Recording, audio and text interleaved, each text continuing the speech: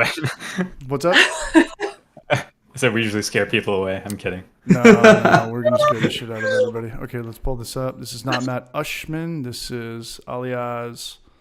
So I'm going to have to put myself up here. Let me make this a little bigger. I'm pretty sure we're live. What up? Darren is already here, man. Jacob Kendrick in the house. What's up, Will? He's already posted. Everything's already working. Yeah. Oh, okay. I'm already blowing it. Let me mute my Mac, and we'll make this a little bit. Okay, so we'll go like this. I don't know how Yeast and the Beast did it that one night, but he killed it. He had 4 perfect squares going. Pull this up a little bit more. We'll go this way. And we'll go. Maybe we could have somebody else on. I could put myself up there. What up, Hack Attack? What's going on? All right, what are we drinking tonight, guys? Pale Ale. Let's see. I got Zach Pale and Ale. Centennial. Is that me that From you brewed? Moniker. From where? Oh, the beer's from Moniker Brewing. Oh, nice. All right, let me get this water shit out of here. What's going on, everybody? Happy Wednesday. Cheers, Goose Fraba. Cheers to everybody who watched the most recent Homebrew for Life video. This is a special night because it's the first girl we've ever had on as a guest. This is Faye Wood Mead. She's got a Mead channel. We'll talk about that in a bit. Let me get rid of this water. It's straight moonshine. And then Noam and Alias. Sidekick 1 and 2. Or I'm the sidekick. Thanks to everybody who watched last week's stream. That was awesome. We were able to do 2 with Matt Ushman and Martin Keene. That was a lot of fun. And we've got a pretty good crew in here. We got 30 people. We've got Dan Johnson. What's up, man? Hack Attack. Even crashed Ushman's video as well too. What happened? I crashed Ushman. I joined on that one as well. Thank you, Alias. Yeah, they're starting to kind of blend in with me, man. But we're here. We're doing good. And let me get a beer. What are we starting with? We got to drink a 6-pack tonight, too. I got Pine House Brewing, their Pilsner. I can do a Pilsner, maybe. All right. We're going in. What kind of mead? Andy? Oh, yeah, sorry. I have a mead. That's what I thought it would be appropriate if I drank mead tonight, right? Makes sense. So- When in Rome. Right? Mead channel. Drinking mead. So I have a local mead. It's from Blackheath, and it's called Joy. It's just mead with spices, Nice. is what it says. So I don't know. It's pretty good. It's just like a dry, spiced mead. Or not too dry, but anyway. What's the Nice. price tag on that? Probably like 16. Yeah, mead's up there. I'd probably It drink more is. mead if I could afford it. Honey's a lot more Yeah. expensive than grain. I know. What was It's the, like ABV? 375 milliliters and $16, if not more. I mean, depending on the meter, is like crazy. Well, I'm glad you're here. We've got a lot of people in here for 3 minutes. There's 55 people, man. And usually we shoot the shit with each other. We got a lot of friends, a lot of brew tubers that are in the chat. And I don't know, usually there's always something to say, but if not, we kind of just answer questions or bounce ideas off. If anybody's got a question, put it in the chat. If we can't get to it or we don't know it or we just sound too much like bullshit, somebody in the chat will have a good answer. So Usually. sometimes, yeah. What up, Roddy? Goose Fraba, man, much love. We got Theron already promoting everybody's links and appreciate that. I don't know what Mandy started with tonight or what Gnome's at, but if we could get people subscribing to their channels, that'd be awesome. Maybe we'll write that down. Yeah. That'd be dope. Yeah, and I want to give a shout out to John Carroll, all the super chatters last week. John Carroll already super chatted today. Trev Hu, the South O Braj, Goose Fraba, thank you for the Thursday night super chat. I bought a chair with your and Just's donation. GD Ryder, Edley Butler became a member. Masso Things, Brandon Chamberlain, M Cup CO66, Zach 8-Man Pearson, Lynn for beer in Europe. I'm going to Europe in 6 days, so we're probably not going to have a stream for a couple weeks after this. And then Patrick Ooh, that's Sandy. awesome. Yeah, I'm going to Stockholm, and I'm going to Speak of the Devil. Who can name that song? Patrick Sandy, thank you for the super chat to the chillest Braj of them all. Cheers, Patrick. Cheers, you Braj. Mandy, are you familiar with what an MBC is? No. Here we go. Well, Oh, boy. what's the percentage of your mead over there? Because you might need to do a session mead. Oh boy. Oh really? Okay. Yeah, it's probably like 14%. Oof. We're gonna go full chips and chop and brew tonight. Oh, God. He came on one night. Sometimes we'll just slam a beer, and generally you want to do something less than 6%. But live your life. Everyone live their life. And Okay. yeah, I'm drinking a Yeehaw 80. Have to be the first person to black out on the happy hour. I've gone to the bathroom. Oh no, I've I do that half the time. All I was will eat a slice of pizza. That is true. I did do that. What up, Chris Radiation? I forgot to put him in today's video. I had a picture of him wearing a Braj t-shirt, and he was brewing with an actual brewery, and that was pretty cool. It's probably a pretty cool story. We're collabing with a commercial spot, so that's rad. Cheers, Patrick. Much love, Braj. So Mandy, Chris Ratty? Chris Radiation. Oh, okay, cool. So Mandy's new. We connected through. We're doing a collab with Doing the Most, and we're trying to do. There's about 8 people that put together their 2 best ingredients, and then is it BC or BCP? What's Doing the Most's name? Just BC. BC. Okay, easy to remember. BCCH, and he made a website, and people voted on it, and that's how we connected. So she's got a channel, Faywood Mead, link in bio. Tell us about how you got into mead over brewing, or just mead in general. I guess mead and my parents both homebrew, and my mom started doing more mead. My dad has always been a beer guy, and I love beer too. I like him already. But I don't know why. I've been like kind of nervous, I guess, to do more beer stuff. Mead is like, I don't want to say it's easy, but well, There's I less was going to steps. say it aloud. You're already kind of working with extract, or you're kind of working Yeah. with the sugar source that you don't have to worry about pulling from. Well, I know with beer, there's like a lot of boiling, and you add hops at certain times and things like that. Whereas with mead, it's like no boiling usually. Yeah. And you just kind of add in whatever, and you make like a sweet, good wine, I guess. I was going to say it allows for a lot of creativity, but so does beer. I mean, you can do a lot with it. So That's a good question. What's more of a pizza-based topping? You could probably get away with more with mead. I would say beer. Because beer, there's just so many different types of grains, so many different like things you can add into it. I mean, like people are now adding cereal, Oreos, just random stuff you would never even hear of in a beer, right? Yeah, I was talking more of the sense of what you would flavor it though. Like when we were putting all these ingredients together for this mead, everyone's got rose, lavender, vanilla, dill, goza, all this stuff. Like you wouldn't put that in beer. I mean, maybe you could. Yeah. I mean, Man-Made Mead he's made some crazy, like, I don't remember if he did like a Starburst mead. He made like a peppermint mead with little peppermint candies. Like, you can make mead out of, I don't know, anything. That's what pretty much. That's what Zach Pearson said. What up, babe, man? What up? Come on down. My stuff working? You just add it to secondary. So when you're making mead, what's the longest you've ever aged something? Because that's a big difference between beer and mead. Yeah, you want to age longer, I would think. I don't have time for that. It's usually like 6 months. Well, yeah, It's like, I'm out. It's like the good point. Yeah, whereas beer, it's like, all right, it's done. Carbonate, drink it. Is it because of the like alcohol level in it? From sweet to dry, right? Yeah, I think that's a big part of it. Is the alcohol levels usually a lot higher. I think session meads you can drink much quicker. Mm-hmm. What's the session mead? I don't know anything about mead really.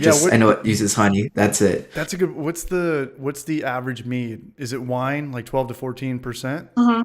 Okay, and then the session would be like 8. Yeah, a session's kind of like, or like a hard seltzer. Say that again. So, A session would be like drinking a beer or a hard seltzer. I think it's anything under 7%. Okay. Because there's a meadery. Damn, that's still really high. I know, that's really high. There's a meadery. There's a meadery back in Vista, where I'm from. I moved out here from San Diego to Knoxville like 80 days ago, and oh wow, yeah. So our buddy has a meadery called Twisted Horn, and you're guaranteed to get drunk every time you go there. It's impossible not to. Even if you do a flight and you're like, I'm a good boy, you are buzzed by the time you're out of there because everything's at least 12%. Oh, yeah. I always get buzzed if I get a flight.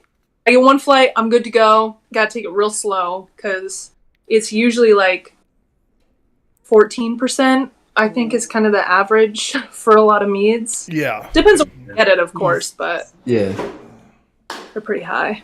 They're pretty high. So how do you drink it? Do you drink it in increments of like a wine glass, 4 ounces? Yeah. Yeah. Right. I don't know if I could do that. I think I would just still pour it into a pint glass or something because that's what they do at the meadery in San Diego. They pour it. I don't know if it's a 16 ounce, but it is not a wine glass. It has got to be a 10 to 12 one. So yeah, and it's expensive too. It's about $8 or $9 a pop.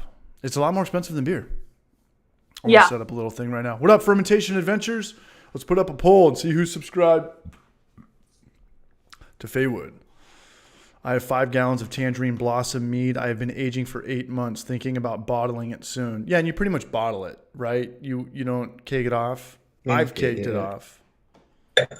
Yeah, I mean, if you want like a sparkling, kegging is... Oh my god, I would love to have a keg. I want a keg, like, real bad. I want a chest really bad. I'm going to try to get another video out before I go to Europe, but don't quote me on it, or don't bet on it. Let me see. What was the question again? I got lost. We're gonna get lost a lot. It's all ADD in here, but let's talk Braggot. That could be a good collab, Trent. Yeah. So most people don't keg off their mead unless it's a Braggot. Even if it's a Braggot, you still bottle it. With a Braggot, I mean, you'd definitely want it to be carbonated. So we're going in. You would have to like push the. I mean, wine yeast, the tolerance is usually like 18% or so. So you only give enough sugar for it to like stop naturally and just get really dry at one point, and then you add your sugar, kind of like beer, I guess. At the end you like carbonate. Yeah. By adding more stuff, so you just add enough honey to it, bottle it. And then there you go. And then hopefully, fingers crossed, you don't make like bottle bombs. Yeah. Yeah, brewers have all been there. That's like the intro stage. That happened to me a couple times in college. What, bottle bombs? Just going off in the middle of the night in the hallway closet. Just God, yeah. Oof. Well, it sounds like we need to do a collab, or someone's got to do a collab with Mandy. Gnome's got to. I want to make Braggot. I want to make one so bad. I thought Brusho's done one. Brusho's done one. I would love to do one. I thought I was going to do that with BC from Doing the Most, but apparently we're doing, what's it called? The Great Mead Project. The Great Mead Project number 2. Yeah. Second annual. Number 2. Okay. Oh, excuse me. New Belgium. What up, Carl the Cat? What's up, Chris Palmer? Good to see the Brew Show in here. Yeah. Braggot is a kind of an interesting one because I don't know if breweries in California have the green light to do it or they do it under the table. Does anybody know about the legalities of what's the percentage? It would be your local state laws. With honey versus grain, and there's, it's mixed. So I think as long as you use the grain, wouldn't that, or at least maybe it's a percentage of it has to be your sugars have to come from grain. That might be where they draw their laws kind of thing. Yeah, but it would almost be impossible. We've talked about this. It would be impossible to find out. You'd have to have a very successful product in all 50 states or very popular in a region for anybody to for them to investigate it or anything. Yeah, and if they do go after you for something like that, you live in a very peaceful town because there should be way bigger fish to fry. Yeah. I think because it's considered a beer, technically, right? It would be. I don't know. a cap on the ABV, like I said, depending on where you live. But also, a lot of a good places, question. Yeah, beer and wine licenses are in the same kind of area, right? So, like, as long as it's not liquor. Serving them and having production are two different things. So I think it's a state by state thing. But yeah, like getting a beer and wine license is very easy. Getting a liquor license is extremely difficult in California. But if you have a beer production license in California, that doesn't mean you can just make wine. Yeah. True. Yeah, they're separate. So I think that's part of the difficulty with Braggots is because usually it's like a mead maker thing. Mm-hmm. And I think only like breweries could make them. But then I think there is something weird with like the honey content adding. But then it's sort of like an old world ale, you know, because ale used to have honey. Yeah, who's got the law? But like also sanctions. Who determines this is a braggot? Who determines where in the law book of section 2568 is like, hey, let's just put something else in it. Let's call it something different. Let's find a loophole. Yeah. But also, like a lot of breweries use sugar or like corn syrup in their beer. It's no more different than adding honey, isn't it? I don't know. Maybe the chat might. I know Chris Radiation knows a ton about this stuff. Same with Patrick Sandy. Excuse me, we got a lady in here. Sorry. So he says in Pennsylvania, brewer license mean you can sell any Pennsylvanian product, including spirits, at your tap room. So I guess for Pennsylvania, that's how that works. But it's probably definitely a state by state thing for sure. And I know that California is one of the worst. Aside from Utah, Utah's probably the worst. Yeah. Utah wins for having. Utah's horrible. I lived in Utah for like 5 years and it was the worst. When you were over 21? Yeah. And were you partying at that time? Were you drinking alcohol? Yeah. What was it like? 3% Coors Lights and that's it? Oh my God. So, yeah, actually. Okay, so if you want to... Not far off. If you want to buy beer in like a grocery store, it has to be... I think like 3.1% or something.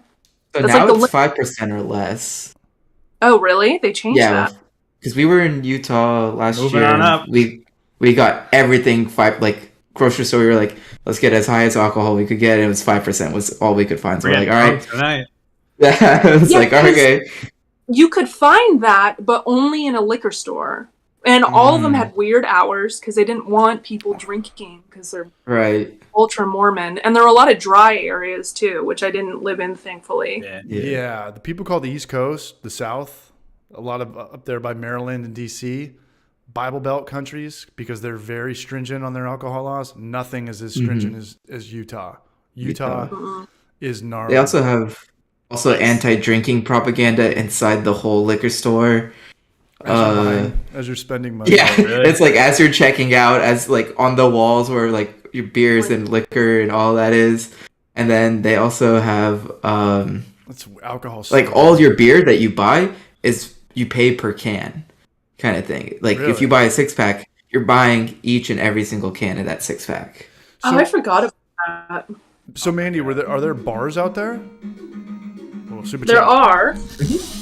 There are. They're very spread out, so you can't like bar hop. At least not in Salt Lake City, which is where I was. Thank you, Hunt Brewhouse. You're the man. Thank you for that super chat, you Braj. Come on down.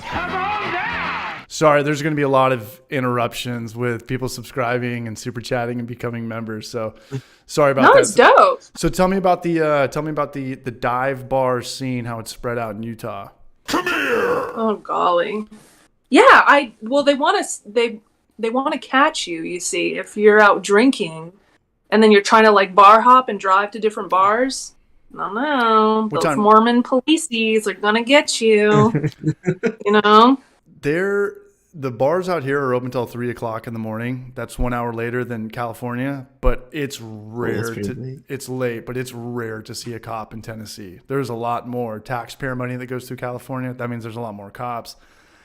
They give you a ride home.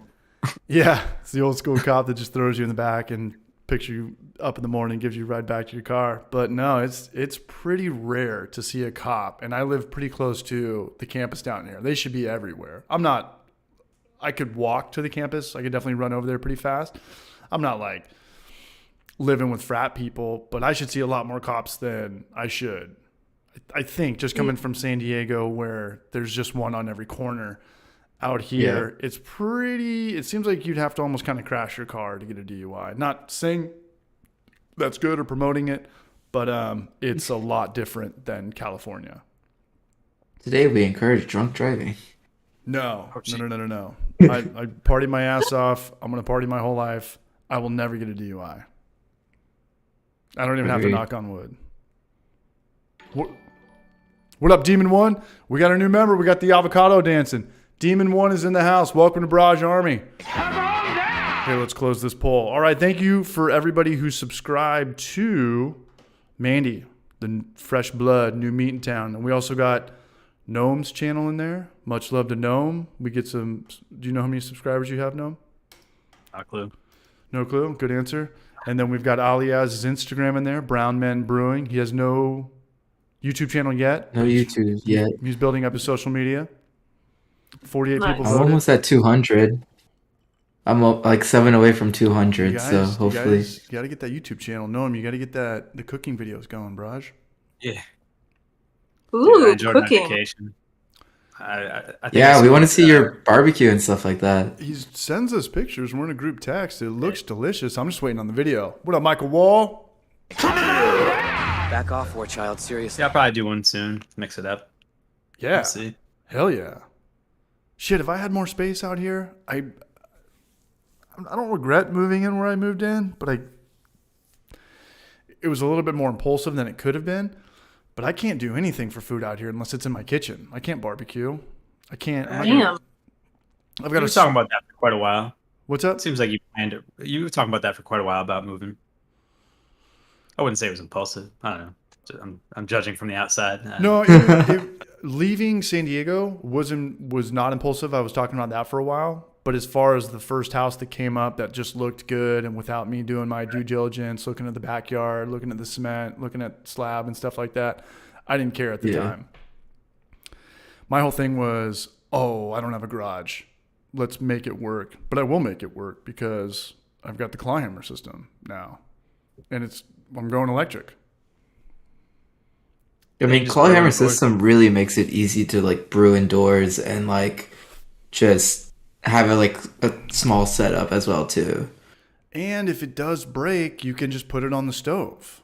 And I've got a burner. You know, if an anvil breaks or a grainfather breaks, you're screwed. You can't put that on the burner. Yeah, you can't put the bottom on the burner now. No, none of those can you. Like the built-in ones, no. Yeah. Like the spike brewing, you can.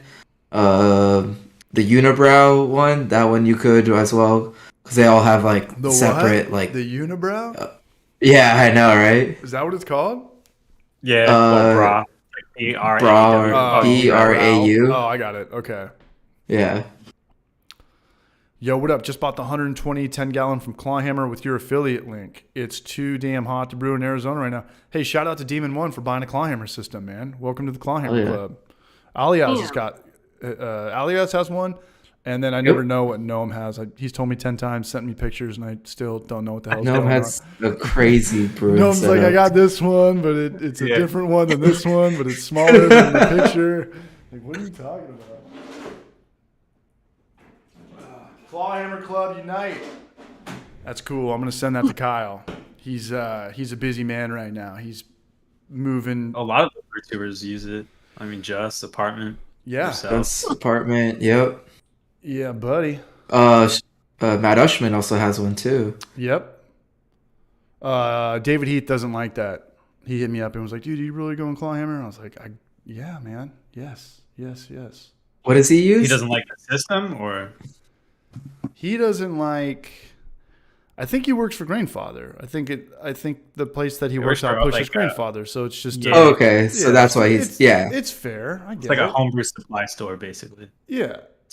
It's like the Norwegian version of Northern Brewer. Yeah. Okay. And Grainfather is a way bigger version of Clawhammer. So they have different size. They have like the same size as like the Clawhammer.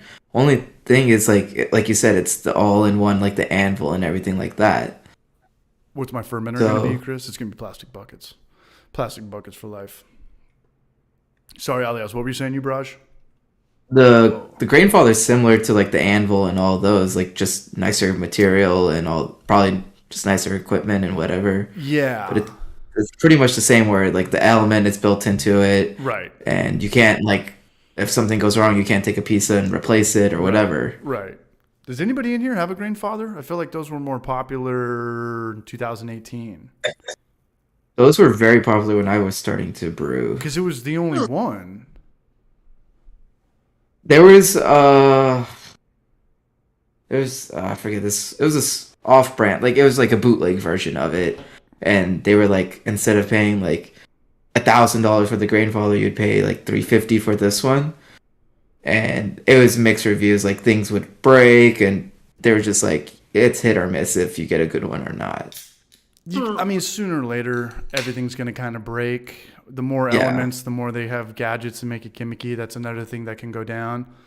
But that's why Clawhammer's cool, because if something bad happens, if something flares out or short circuits, you still got it. You still can just put it on your stove. So Party Time Brewing, man. Hey, I want to give a big shout out to Party Time. He just hit 1,000 subscribers today on his YouTube channel. So that might be an NBC.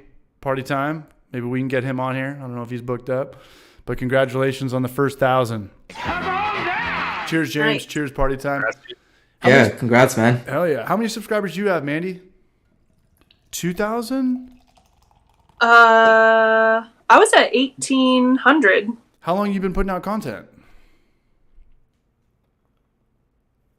2 years now, I think. I mean, how many videos do you have? Because my channel's super old, but I only put out a couple of videos the first year.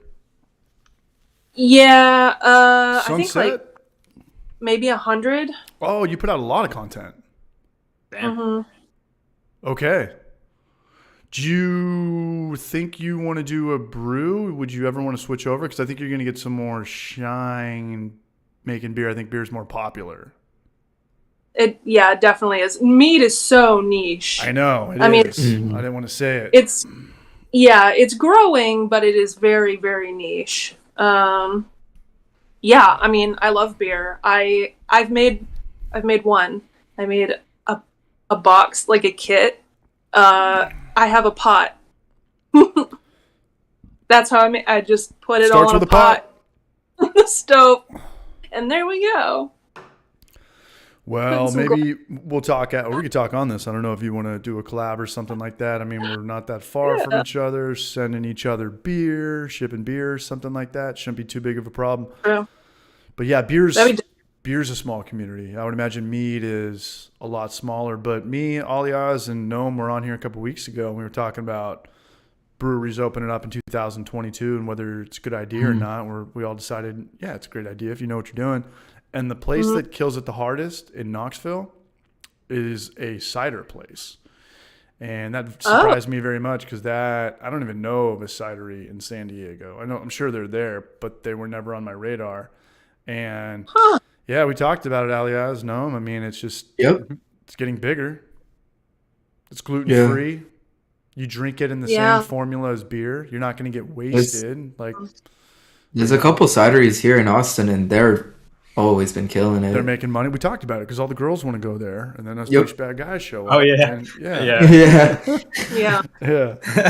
So in Mead's, cider's probably been around commercially for about 10 years. From when I started recognizing it, what was the Strong Bow?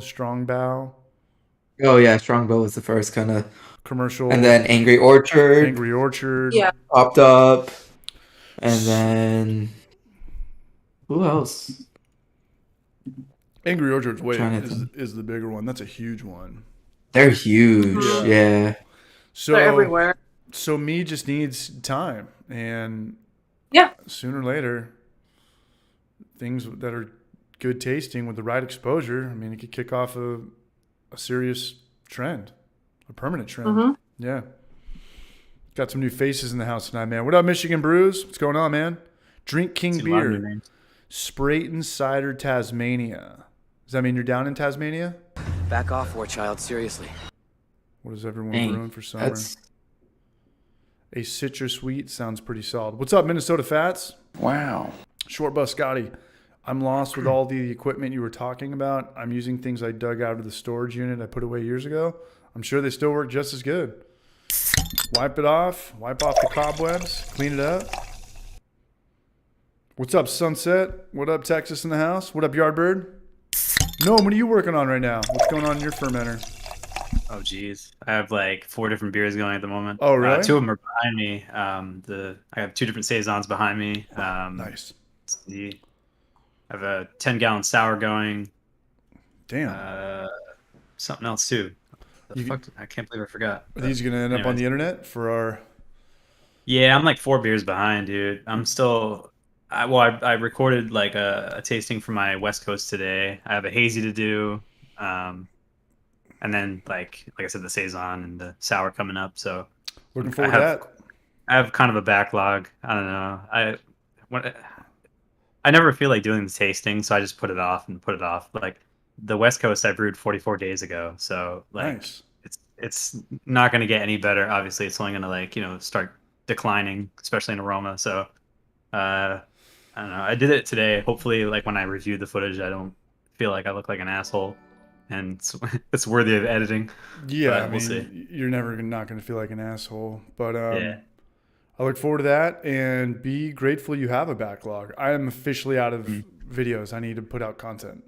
That was it. Unless I would want to do an outtake video or top 10 things for beginners, but I burned out everything I had written down, and I got to go make vlogs on an iPhone now in Berlin and Stockholm and Hey, that'll be. I look forward to that actually. Prague. No, that'll be. If anybody wants to meet me out there, all you have to do is buy a plane ticket, and I've got the lodging. What's up, Jimmy J? What's up, Ronnie? Rasmussen. There's another Rasmussen. Lemon drop should be a nice hop for a refreshing saison. Yeah, that sounds good. It does work pretty Absolutely. well. I've used it once. yeah. And shout out to anybody who watched today's video. That was the #1 video. Ooh, That was that's the most good. views I've ever gotten by far. And that was just a video I put together last night. I wanted to give you guys some shout outs. We kind of talked about this for over a month. And I shot that Yeah. video at 7 o'clock last night, and it was 80 degrees. And I had trivia at 8 o'clock. I didn't, the shirts off thing, that happened organically. If it didn't, I would have done it better and had my man boobs hanging out. But it was 80 degrees, and I shot that, and I was so miserable, and I had a black t-shirt on. I talked to Kyle this morning, and he said, yeah, you got to crank your AC down to 70 degrees, fill up your house, and then kill it, and then start filming. Because when you're filming, you're nervous, and you kind of sweat a little bit. Mm. No? Yeah. I mean, I'm nervous 24/7, so I don't know. do you still get nervous when you're on camera, Mandy, or have you known that since? No, on I this- do still. Oh, sorry. Sorry, what? For whatever reason, I thought you were talking to me because of what I said. We could talk to Sorry. you after. Yeah. Chris My apologies. Radiation, be kind. 1069 with his signature super chat. We're coming into an NBC. But Mandy, I want to know, have you known that since? Thank you, Chris. Thank you, Braj. When you're on camera, are you do you feel like an idiot, or are you confident? It depends on the day. Yeah. Because like sometimes I'll go in and I'll start filming, and it's like I forget what to say, or I have to like do an intro like 3 or 4 times because I just feel like a dum-dum every time. Do you write stuff down, or you just wing it? I just wing it. I pretty much Whoa. thing. Yeah. Yeah, that's a big difference between us. And typically 80% of the Homebrew for Life videos are voiceover. So when I'm on camera and there's 4 pages of stuff written down, sooner or later I'll just start looking like I'm hungover, or I'm in an 80-degree room, or I'm super dehydrated. But yeah, last night's video was super uncomfortable. But it got some shine, and it was like by far it's got the most amount of views that I've ever gotten. So thank you to everybody. Thank you to everybody in here. We got 80 people in here, 34 minutes in. So we'll chug a beer here in a second. Sleepy D, boy, do I get sweaty. That's why I wear a sweatband on all the videos, because I hate sweating. I hate sweat on my face and then touching my face with disgusting hands. Who's this? All right. What up, Steph? Steph Dells, have you all tried doing a Braggot? We kind of just already talked about that. We'll keep that on the back burner. If Manny wants to do a collab, it's definitely there. When I get back from Europe, there's going to be a lot of grain to glass videos. I'm going to get back into brewing, and I'm going to film every single one. Say. Ace Cider. Demon One, where are the Homebrew for Life shipped from? My brew buddy's birthday is exactly in a week. It all goes through Teespring. Demon One, I used to do it out of my house, and it was kind of a nightmare. So I do it through Teespring now, and they do take about 3 or 4 weeks. So I apologize, but I want to give a big shout out to Demon One for supporting the channel. He just bought a Clawhammer system, and that's awesome. You're gonna enjoy it, Braj. Cheers. Yeah, absolutely. How long have you had yours, Alias? September of last year. Yeah. No September of problems? So I've had 2 problems. One is I don't think the water markers are accurate on mine. Calibrated. The gallon markers. You always got to calibrate those yourself, no matter what kettle or system you have on. Yeah, because like the last kettle I had, like you'd pour 4 gallons, it's right at the 4-gallon mark. Yeah. This one, it's like shows like about a quarter gallon short if you put how much you put. So like I just kind of do that in my head. Yeah. I'm like, I've brewed on it so many times, it's just like it's not worth reaching out to them about it or that. No, and you can control that. That's not a big problem. Yeah, that's not too big of an issue. No.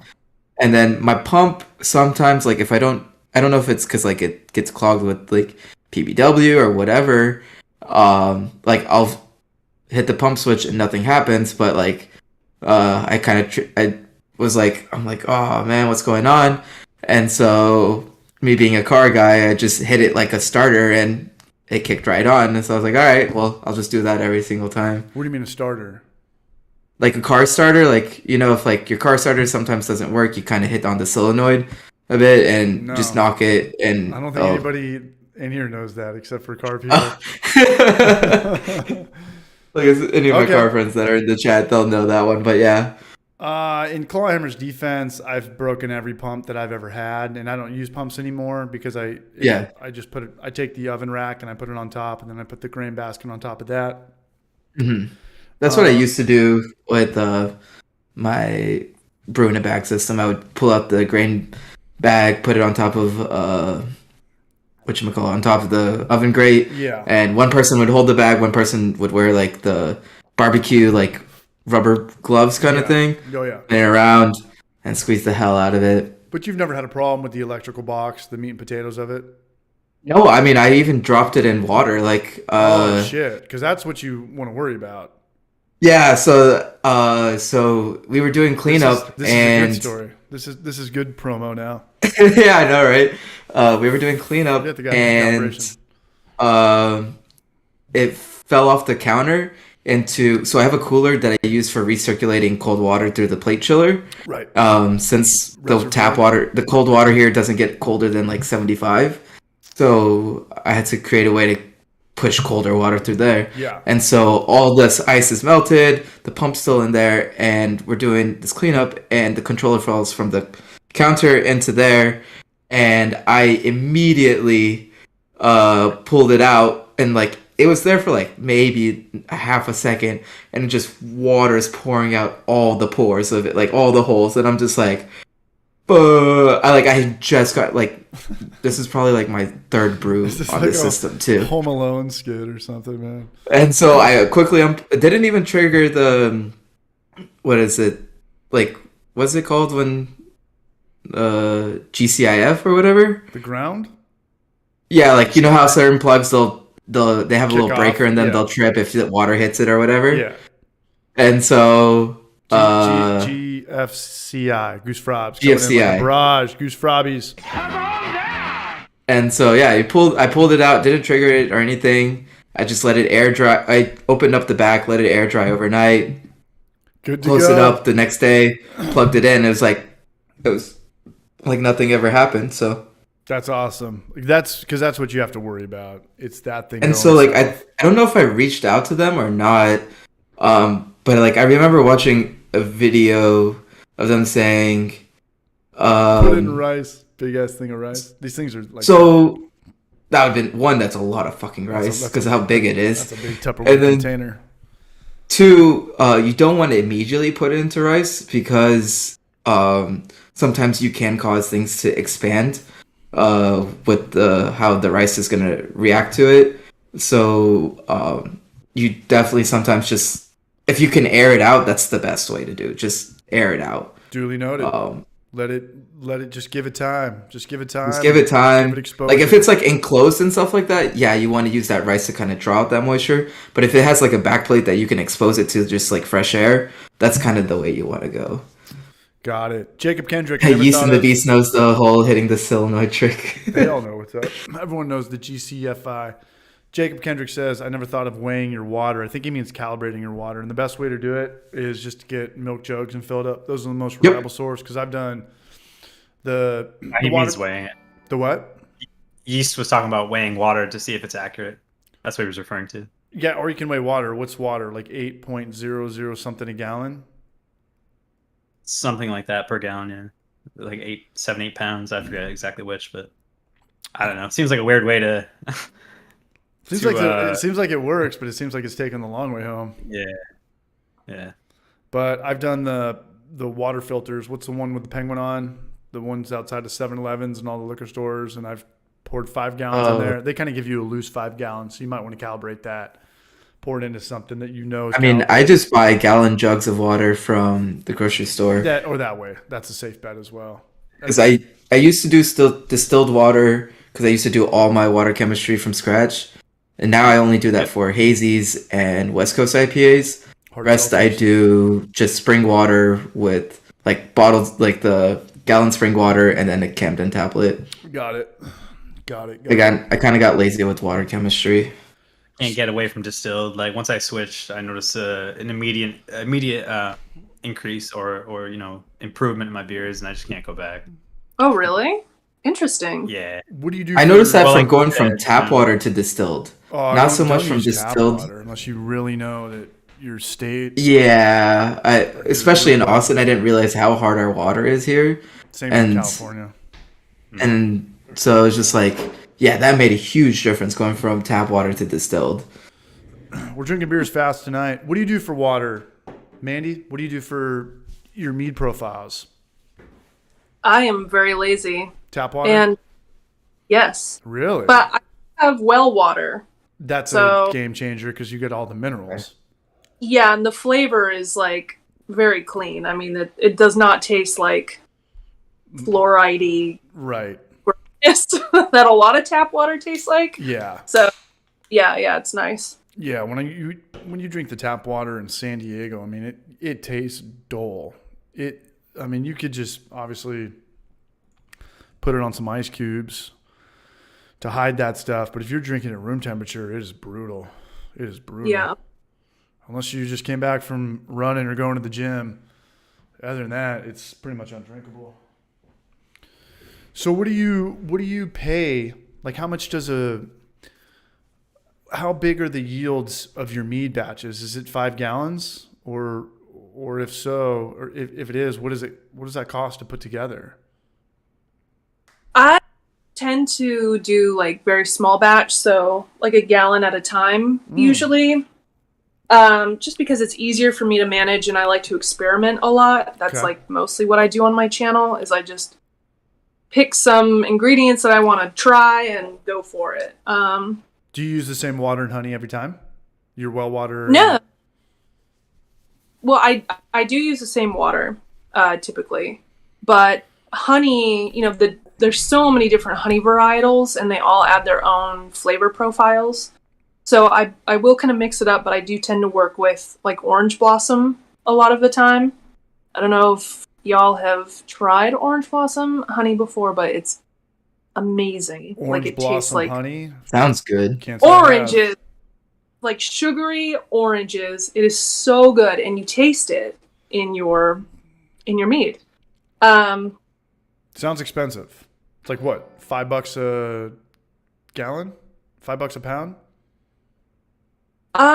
If you buy it in really large quantities, then it can be brought down to like $2 to $3 a pound. That's serious quantities. I don't think us homebrewers would do more than like a one batch thing at a time. Yeah, you usually want. Well, it depends on how strong you want your mead, but I think we want. I guess in general, 2 pounds a gallon is where you want to go. Okay. Because I remember when I did mead, we got 5 pounds. Yeah. What up, Noam? That sounds like a lot. It really does. We did a 13% batch, and we did. I mean, it was fun to do because you can do it all in an hour. I mean, the prep is just sanitizing everything, and then you just put everything together, and then wait. If you can wait, yeah. I don't mind drinking sweet stuff, so I drank my mead pretty fast, and that was fun to do because I had 5 gallons of 13% mead, and you drink a pint of that, and you're loosey goosey pretty you're fast. like You're definitely gonna be on one of for sure. Music's gonna sound really good. That Prince album is never gonna sound better.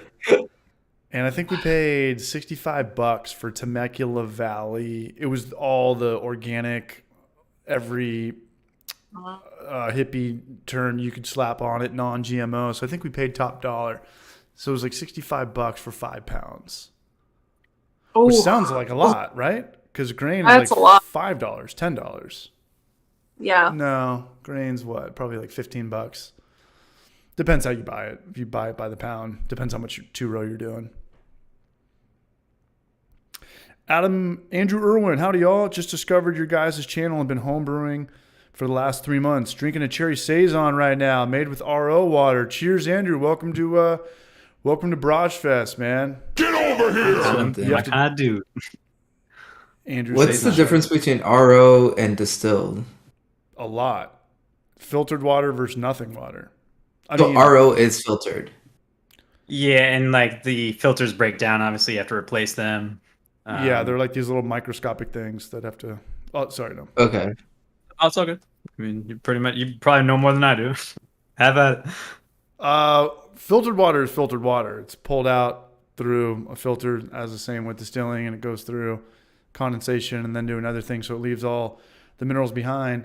RO water is just filtered. There's like 7 steps to it. There's a sun step, but I think that's so it's not the same. It's you couldn't compare. Like you couldn't be like, oh, instead of making my beer with distilled, like I'll use RO and treat it the same way. You can't really treat RO the same way. You can't really build a profile off that because all of the water companies never tell you. They never tell you what's in there, what all the 6 beer salts are. I don't know why they do that, but they don't. You mean purified water? I've tried to get water reports from Aquafina and Dasani and all of the water places outside the convenience stores. They will not give it to you. The city will. You can get it from your city. Yeah, who knows? That's what I used to do. Who knows how much? Well, if you had your own RO system, you could use like I think they call it like a TDI. Who the hell's got that? Oh, they're pretty cheap. It's basically like a pH meter, but even more affordable if I'm not mistaken. Basically, it just measures the amount of solids in the water. I stand corrected. Andrew Irwin is brand new to brewing. He's got his own RO system. There you go. Oh, that's what you meant. I thought you meant TDI meter. But yeah, I don't know. It's if you want to invest in an RO, like it's probably something I'm gonna have to get at some point because I don't even want to think about how much I spent on distilled water. Distilled water at this point. Yeah. How much is like a gallon for you?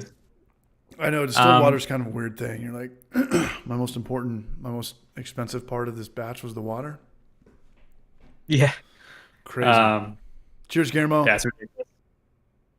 TDS meter. There you go. Thank you, Patrick.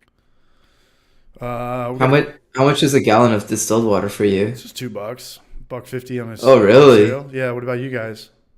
It's about $1.60. However, if you go to Home Depot, it's 98 cents. Ooh. Dang. Unfortunately, Gnome Show. Don't know when I go to. I don't know if it's still the same, but like at HEB here, like it's 88 cents sometimes. There you go. That's not bad at all. Yeah. You get up in the mountains, it could be $2.50, $3. You go to one of those hippie stores. Jesus. Yeah, a gallon of water could be $3. And I do go to the hippie store because that's where I get. Man. They've got the best beer selection in town. And I wish I would have bought some more. This is my 4th beer, and we're only 50 minutes in. I've got a few left, but Oh shit. yeah. How many beers still are you on guys my on? What's our I'm still on number 1. drinking schedule? Mandy, how many? Is that the first glass? No. What's going on? It man? is the first glass, but I think I'm gonna get a beer actually. Yes, you are. Yes, you are. I What up, probably BRB. two should. idiots? What up, 2 idiots? Guillermo Jimenez says, "What's up, CH? Watched your video today. I was wondering what happened to Brian short circuited. He got a job, and he might be burned out. I don't know." Larry kind of left a weird comment in the most recent video saying he's the next channel to quit. But I hope not. I get it, but I hope not. And as cringy as that last video was, I did want to kind of introduce the new ways to support channels. And Yeah. I think that super chat, It's like gonna that be super huge. like or stuff like that. It's gonna be I think huge. that was really cool. yeah, so you have that unlocked, Faywood. But Noam, can you set that up? What was this? Huh? So go to your monetization and you can click a thing that says I'm not super monetized. thanks. What's up? I'm not monetized. I don't know if you have to be. That Barton House Brewing? We'll talk about this after. What do you got there, Mandy? So this is local in Texas actually, because my dad Wow. lives in Texas. He lives in Amarillo, and all the I was there country. fairly recently. Brought back a bunch of beer and things. Nice. So this is a lemon ice box pie. It's a lemon sour ale brewed with graham crackers and lactose, and it's like a dessert. It's amazing. I Is love that it. for Martin House Brewing? It should be on the top one. Yeah, it's from Martin. Yep. House. All Looks like one y'all, of their- man. Braj McGee over here. Nice spike, dog. You knew what's up. So they're an you, interesting Zach. brewery. Like, actually, I'm down to This- talk about them. Like, they're a really This funny is brewery why because, we like, do the stream. they This do is why we do the stream. some of Tell us about the beer, Alias. they do some of the wildest beers I've ever seen. Like, they'll do your typical, like, crazy, like, pickle beer, sour pickle, all that spicy pickle beer. Then they did one that was buffalo wings and ranch beer. What? I want Yeah. it. What? I don't know about that one. And I was Oh, like, I love that shit. so Give it to me. I think I did like a podcast with some buddies out in Waco, and I think we tried that one, and I was like, I'm like, I can do 2 sips of this and that's it. Like, it was so weird. Like, it tasted like buffalo wings, and then you I get a would hit love of the it. ranch, and I'm just like, Hell I'm yeah. What? so confused. How do you do that though? I don't know. I don't know if that works, but I'm trying to get my clickbait better these days, and I just might make that beer. I might just do it. Just steal the That sounds Doritos crazy. background. And then they do like this michelada one that's pretty good if you like micheladas. Yes. Yeah, they have some crazy stuff. Oh yeah, they had the pretzel stout. That was really good. Pretzel Ooh. stouts. That sounds good. Like a pretzel covered, like a pretzel or a chocolate covered strawberry, but like Yeah, it's like a chocolate real pretzel kind of thing you pretzel. got. Yeah, with that. It was like it had a bit of saltiness to it, so you could, and the maltiness kind of gave it that pretzel. I'm taste. listening. I'm listening. And I Baller. think with their water profile, they probably added some baking soda to kind of, because you know how you boil the pretzel in like baking soda and water Yeah. kind of thing. Yeah, or And so I think that's probably bagel dog material. Yeah. yeah. We have a video on that. The first time I ever met Trent, he started his channel. He came down, and me and Maury, me and Maury were on this stupid food kick. I miss Maury, man. He's drunk. You guys Like, did the beer cheese. That was the beer cheese Face with one. mustard. yeah. Oh no, that was. right. They're all the same video if you look back. But the one we did with Trent was beer. he smoked porter, cheese, beer, all the dumbest things you could ever imagine. But it was bagel dogs, and the bagel dogs were good. And the day before, Trent hits me up. He's like, "Yeah, me and my wife are vegan." I'm like, "Fuck." But okay, like come down. Trent brought his vegan dogs, and we kind of made it work. And that was the first time we met Trent, and it was cool, man. And we've kicked it off. And I talk to Trent almost every day from here on out. Not from that day on, but over time, me and Trent text a lot. And he's actually shooting a video with Maury tomorrow. He's the new CH, man. He's shooting a video at South O. Nice. Yeah. Oh, nice. Yeah, we got a super chat from Little Braj. Has tipped $10. Stay chill. We most certainly will. And we're coming up to an hour. Mandy, does it feel like it's been an hour? No. I know, right? It's crazy. Usually it goes by so fast. It goes by too fast. Maybe we That's should. wild. Maybe we Next should thing do you know, it'll another be 2 one. a.m. No. I mean, I could. No. I mean, we could do another one tomorrow because I'm not going to be putting out or doing the stream for a couple weeks. Maybe we could run it back tomorrow. I wouldn't be able to. I'm leaving for Philadelphia the next day, so I don't want to be hungover. But Okay. I don't know. We'll I'll hop talk on. about it in the morning. But yeah, the Brew Show. He's shooting a video mañana with Trev in South O. So cheers. Yeah. Cheers, Little Brad. He did one with Just Brewing there as well too. Yeah, that was crazy. I don't know if I could do. I remember we had the stream going, and Trevor like hopped on, and in the background, Trent and Just were there. I was like, what? Yeah, I mean that's cool. He's hanging out in the back, but Just has got balls, man. I wouldn't do a live Homebrew for Life video. I mean, I would, but I don't think it'd be a blind taste contest. I don't know. That's a lot of distraction, but more power to Just. More power to Just. Jorge in the house. No, Chris Parisi wants to know where you're going in Philadelphia. Decibel Fest at the Fillmore. It's a 2-day metal and beer fest. Sounds like some serious double bass pedal. All right, I'm gonna Double grab bass another pedal beer. and double fisting beers. Right on. Jorge Castro, what's going on? So we're an hour in. For those who aren't caught up, this is Mandy, a.k.a. Faywood Mead on YouTube. She's the first girl ever been on as a guest. We've had girls come on before on my end. Oh yeah. Lynn, Camille. Camille doesn't count. Camille's a dude.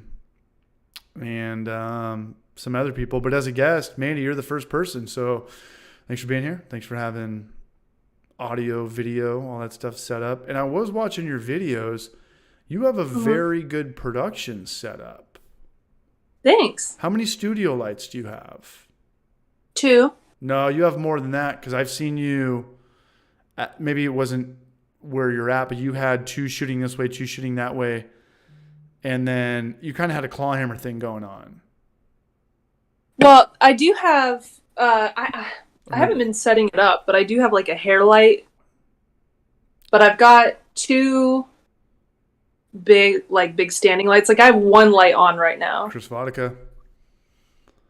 I don't know. I'll go and look back at the video, but the audio was phenomenal too. Which lav mic do you use? Because I hate my lav mics with all of my heart. Yeah, I saw your comment. I kept forgetting to respond.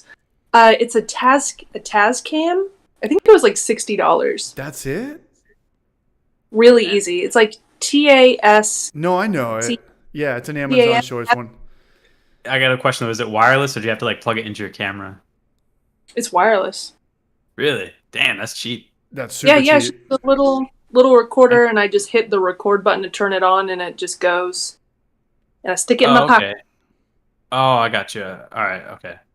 So I did that yesterday, Noam. I have 3. I've got a Sennheiser 1, and I've got a Rode Link mic something. They're in the kitchen right now, and I tried all 3 of them, and I have 3 different microphones. They all sound kind of good, bad, whatever, but it's just so much better to have this XLR. Just put this out of screen. I don't know. I think it's me at this point because everybody sounds good on lav mic. Maury, Mandy, everybody at Clawhammer. But there's something with the way that I talk that it just doesn't work. Like, I don't know if I talk like and I'm just loud and I distort everything, or Maury's kind of like the mumbler. It just doesn't work for me. And I've got $1,000 worth of lav mic stuff. It's a bummer. Well, I saw the Clawhammer video. You sounded fine on that. Maybe it's in my head. Maybe I'm going crazy over audio. It's not the video. I don't care if it's 4K or 1080. Is it poppy? Like is there like whenever you do like P and B words, or is it like echoey? Like what it's kind echoey. of, like, how is it bad? It's echoey. Okay. It's not reading. It's clearly going that way where it wants to pick up, and my voice is going the other way. Yeah, I don't know, but hopefully it's in my head because I don't really get too many comments on it, but also I don't use the lav mic all too often. And it's a bummer, man, because I want to so bad, and these things aren't free. Oh. Favorite Mead is my channel name. I wish I've seen Mead from another country besides Dank Mead. What does that mean? I think I spelled it wrong. Dance Mead. I don't. What is it? Yeah, it's like from Norway. I was going to say, it sounds Norwegian. Yeah. A lot of J's in there. Blood. A lot of J's in there. Oh, never mind. I had one called Viking Blood or BLOD. I've heard of that. Was that. actually pretty good. Yeah, that's from them. Okay, like, yeah, I thought it was the same. Shout out to Snorlax. Steph Dells knows what's up. Hell yeah. I know what Snorlax He's is. huge. I know Snorlax. Being very strong. You had a cat too. I saw the cat. Yeah, she's chilling over here. And I have yeah, and the dog's doing okay. You said you might have to run out because you don't have fences and chase the dog, but so far so good. So far so good. Knock on wood. He has like diarrhea, but sometimes it happens, and then he kept crying. Sounds like and I was like, okay, Stinky, I'm gonna take you out. Mm-hmm. And then he would just eat grass. Is that how the D word kicks in? No! He's just being a butthead. I don't know. And he's just been laying in bed. So I don't know. I guess he's think okay. dogs do that to like settle their attention? stomach or something like that. Like they're attempting to anyways, but I don't think it like works. Don't ask me about dogs. I don't know. Yeah. I can't take care of myself. Shout out to Snorlax. Snorlax. So this is cool. We're having good streams, and we're all pretty much on the same time zone. All he has is 1 hour. I'm just 1 hour behind you guys. Yeah, so it's 9:14 your time. 9:14. And then I thought 10:14 for you guys. Yeah, that's cool. 1 hour the other way is just James from Nova Scotia. Yeah. Michael Wall's got my back. Michael Wall knows what's up. Here's Maury. Should we try to call Maury? His drunk ass. Oh, he's chilling with Goman too. Look at this. Should we drunk dial them? It's your show, man. Do whatever you want. Because the show is not popular. Most shows get call-ins. We have to call out. Maury is allergic to talking on the phone, but we're going to try it. FaceTime video. Oh, Patrick, I think he went with the full name out of Denmark. Thanks, Mjord. I don't know if this is working or not. What's his last name? Fletcher?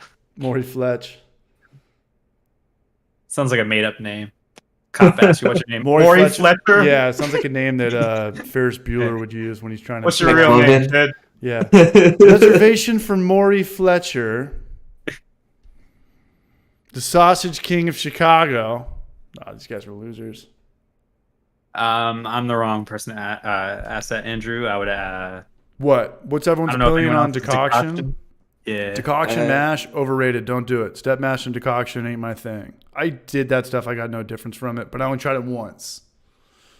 But again, the old rule is you I feel talk like the to person to ask that would be Apartment Brewer. He's done, out of all of us, he's done that the most. Genus. Yeah. Genus, yeah. Elementary Brian. But Genus doesn't like crystal malt, so take that. You know who hates when he says that is Jonathan Elliott.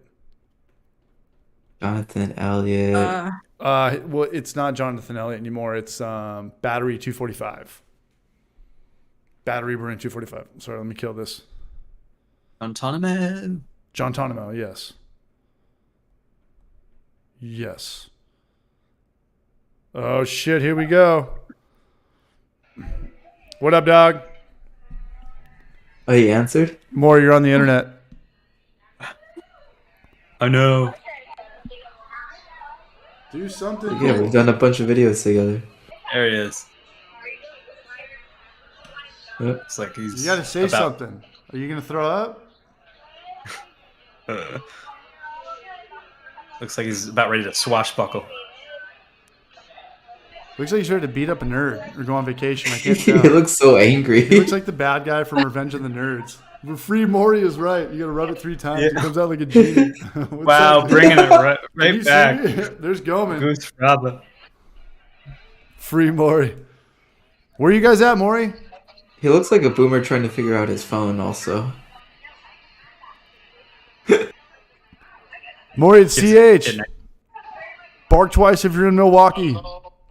There he is. What's up, dude? You're on the internet.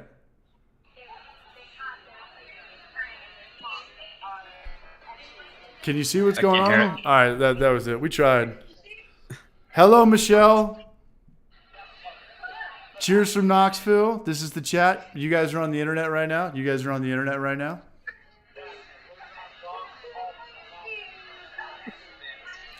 All right. That's all the time we have, Maury. We'll see you soon.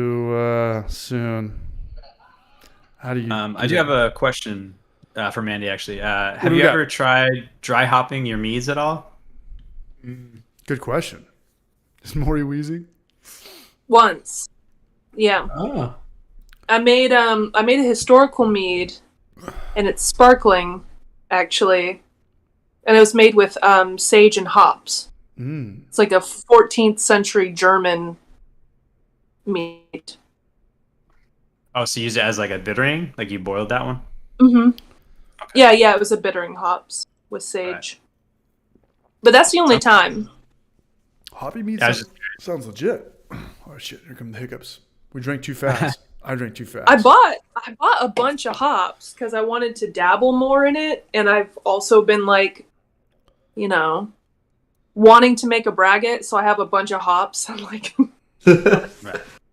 Gotta make it happen. Day. Just gotta do it. Yeah, just gotta do it. It'll be good. Yeast in the Braj just poured a whiskey, my man. I haven't had yeast on here in a while. I should do this more than once a week. It's a lot of Brajes and not that much time. Anybody brewed a Gruit? I have that written down. I've never done that. That is a beer. You can't say beer without putting hops in it. It's on my list. Yeah, there was a really good one I had at Pizza Port in Carlsbad before I moved out here, and it was delicious. It was a little bit sweet. What's that? I'm sorry. No, it doesn't have hops in it? No, it can't have hops in it. That's what makes it. There's a weird thing about the Catholic Church. Back in the day, the Catholic Church had a monopoly on all the hops. So hence came Gruit, and they were using, I don't know what the main. Oh, they were using like these other like leaves and branches and stuff like that to kind of get it wasn't that bitter. rosemary. Yeah, stuff like that. Stuff. All the Lord of the Rings, wormwood, juniper, and all that. Lord of the Rings are You can use them to make potions too on the side. Oh shit! I just got a notification that Maury started a live video on Instagram. That is not good. Oh damn. Yeah. Oops. Just letting everybody know how blacked out he is. I mean, live your life, man. Live your life. Can't lose your job when No, I don't think you can get fired if you're Maury. Maury's probably the most popular brewer in San Diego. There's no other brewer aside from Jeff Bagby. All the other popular brewers own their places at this point. Super chat, Brandon Chamberlain donated $3, man. Thank you, Brandon. Cheers, you Braj. We're getting the surgery tomorrow, man. The penis reduction. We're going under the knife. No, I'm kidding. That'll buy me a beer and Europe, man. Thank you, Brandon. Much love, man. He's always super chatting. Much love, you, Braj. Come on down! Mandy, I got a question for you. Do you do any form of live stream or Twitch or YouTube Live? Not yet. This is fun, right? Yeah. No, I've been meaning to do my first YouTube live stream. I just haven't done it yet. The name of the game is get guests on that have good audio and video, which is pretty much YouTubers. Yeah. And don't have people on that are... Some brewery owners are cool. Trevor and Jorge are allowed on, but I've had brewery owners on before that just are kind of too puckered up, you know, because they can't really say anything. Sometimes on here we're kind of saying this beer's good or bad or this place sucks, and like they kind of just pucker up and they're just like, yeah, everything's happy and shiny and everything is perfect and COVID's fine and everything's going to be back to normal. And yeah, it's just, you know, it's a little bit more honesty when you're not the owner or a brewer at an establishment, at a place you're representing, man. And I think we just got a subscription from Hops and Gnarly, man. Hops and Gnarly, we got to get him on here, man. What's up, Hops, out there in Colorado? I got him in the last Homebrew for Life video. He's got a good channel. Roswell's is here. Good stuff. Roswell's, it's good stuff. Hops and Gnarly's got a really good channel. He's got a very, very he's on an Anvil system, but he's got great production. It's very crisp and clean and smooth. It's the exact opposite of Homebrew for Life. What up, Hops? He's here, man. Let's get him in here. Yeah, man, Hops, check out the new Homebrew for Life video, man. I tried to give a shout out to you guys earlier, but I went on kind of this weird rant, but it's all there at the end, and maybe you get some shine out of it. Brew Tools now, fool. Okay, he's on your Brew Tools, right? No? What's that? Brew Tools? I don't have Brew Tools. What's the name of the system you have again? Brewha. All right, let's get some beers going. Brew Tools is amazing, though, for sure. That's what Portly That was Portly's thing, yeah. Yeah. All right, we're going back to that is a phenomenal system. It really is. That beer was not good, by the way. Don't buy... and speaking of earlier, where you were like, oh, you know, I've broken everything on, like, you know, whatever system. The good thing about Brew Tools is everything's replaceable. You know, every part? You don't have to redo every it? part. Okay. Yeah. Good to know. So, I mean, it's a phenomenal system. It really is. Good to know. Is that like a 5-gallon batch system or like one of the big I don't recommend brewing They systems? do different sizes. I think the largest is like, I want to say 30 now. I could be wrong. Could be even larger than that, but they have a couple different, you know, I'm sure they have like a 5 and probably a 15. Nice. But I don't have the system. I just know, I mean, if I didn't have the system I have currently, that would probably be something I would be looking at. Okay. Who's the most expensive brand out there? Brewha? Brew Tools? Gosh, I don't really know. I mean, my system, I wouldn't really, it's in a kind of like, it's modular. Like they kind of market it towards breweries that don't have a large headroom space in their facility, or like can't have like a 3-vessel system. Like you can literally, the system I brew in, like once you take the mash basket out, you can pop that into another like unit, you know, and you can start fermenting the one that you just chilled after like the boil. So it's kind of, I don't know, it's not really for everyone, really. Like I said, if I could take it back, I wouldn't buy it personally, but it is a sick system. Don't get me wrong. I'm not trying to like shit talk it, but there's a love-hate relationship with everything that I've ever spent on brewing. That was a lot of money. That's kind of one back to the meat and potatoes, just the plastic buckets and stuff like that.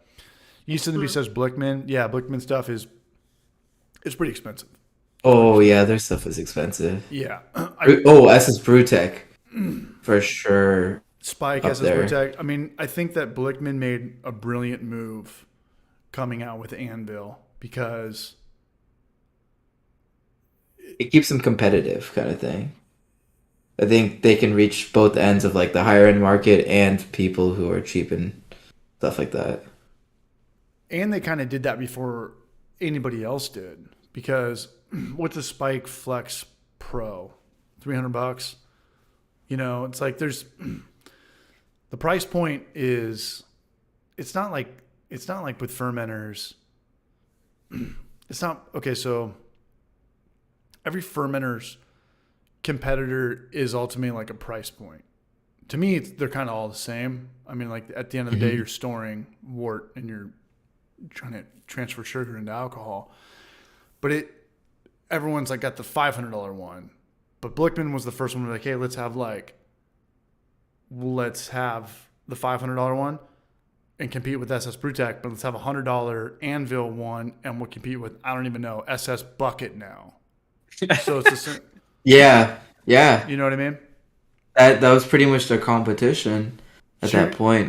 So you got the blue collar and you got the Halo brewers. And Halo brewers, I mean, like the guys that have the shit that the flux capacitors of, you know, the brew cabins, all the nice stuff. And that's something. Barbecue Larry's here. What's up? BBQ Larry's and Larry. here. Barbecue Larry's in the house? Yeah. Barbecue Larry's in the goddamn house. Larry, can we get you on here for one 12-pack and a cigar? Come here. Just one. Will, what's up, Larry? Jake Cole, what's up, Larry? Larry, can we get you on here, man? I know the man cave is in the garage. Wow. What's going on, Kyle Roberts? For him, it'd probably be whiskey or something like that. Larry's he's got the wrench too. Modulator? What's the word? Admin. Yeah. He's an admin. Moderator. Can we get Larry in here? Modulator. I don't even know if Speidl's around anymore. Has anyone seen? I mean, those were the expensive plastic fermenters you used to see at homebrew stores. But I don't even know of a homebrew store. I mean, the one in South Knox, they're definitely not going to have a Speidl. They've got the most. We only have one homebrew store now here in Austin. We had two, and one of them was owned by like the same company that owns Northern Brewer. Fucking Goose, man. Goose is always on it. Modulator.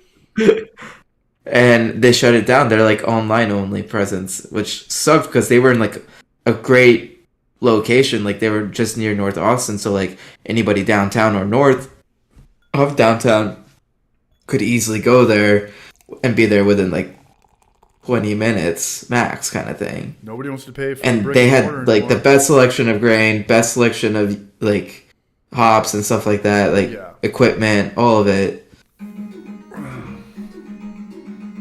Rob Barnes, Oh, shit. we might have an NBC coming up, man. Rob Barnes has just donated $21 Euro beer fund. Have fun, and here's a few beers on me. Cheers. Thank you, Rob Barnes. I will definitely take that money and I will drink it in Europe. And I will definitely have a few beers. So thank you, man. Cheers, Rob Barnes. He's always showing love. Him and Brandon Chamberlain, always silent but deadly. Rob Barnes is a little bit more in the chat. Not too much Brandon, but they're always supporting the channel. And it's kind of a weird thing I brought it. Today was a weird video that I made because I thought I was going to get a lot of heat for it because it was way too much kind of panhandling and promoting stuff.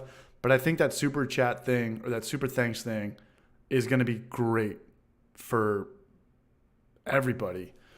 And, you know, Larry, absolutely. Like Larry and Brian and even Clawhammer's channel is 10 years old. If you had that around 10 years ago, like people throwing here $2, $5, $2, that $5 is like channels would last longer. There'd be less stress. There'd be maybe even a bigger budget. I don't know. But like $2 is nothing. And that video today, I just kind of wanted to show that feature and, you know, maybe bring some exposure to our audiences, you know? So Hops and Gnarly, I don't know if you're still here, man, but turn on that little super chat, super thanks link. YouTube does take 30%, but it's still better than the ad revenue. You know, if you get $10-15 here, it's like, you know, I remember 2 years of Homebrew for Life for the ad revenue was like $2 a day, $5 a day. We got a super chat from Will D. Will, what's up, man? Euro beers on me. Okay, guys, we got an NBC. Girls and guys, Mandy, you ready for this? Thank you, Will D. What do I do? Thank you, Rob Barnes. We have to chug a beer. It's fast. It is as humanly You possible. take the beer in hand and you chug it. Oh, boy. Can you chug, Mandy? No, but I'll try. Do you want to make it chiller? Do you have any LaCroix? I can't either. What's up? So I can't either. So let's do it. Right I on, suck Hops so and Gnarly. bad at Get that going. Hops, I'm going to give Hops his first. Just say it. Hold on. Sorry. I'm going to give. Did you say that, Noam, or did Mandy say that? That was me. The Beetlejuice? That was him. I thought that was Mandy for a second. I was like, no way. That's my Hold on. I want to give Hops and Gnarly his first super thanks. Let me pull up. And it's weird because you can't see it on the YouTube back end. You have to go to. Oh, I can't. I mean, I can, but I can't. because I'm all logged into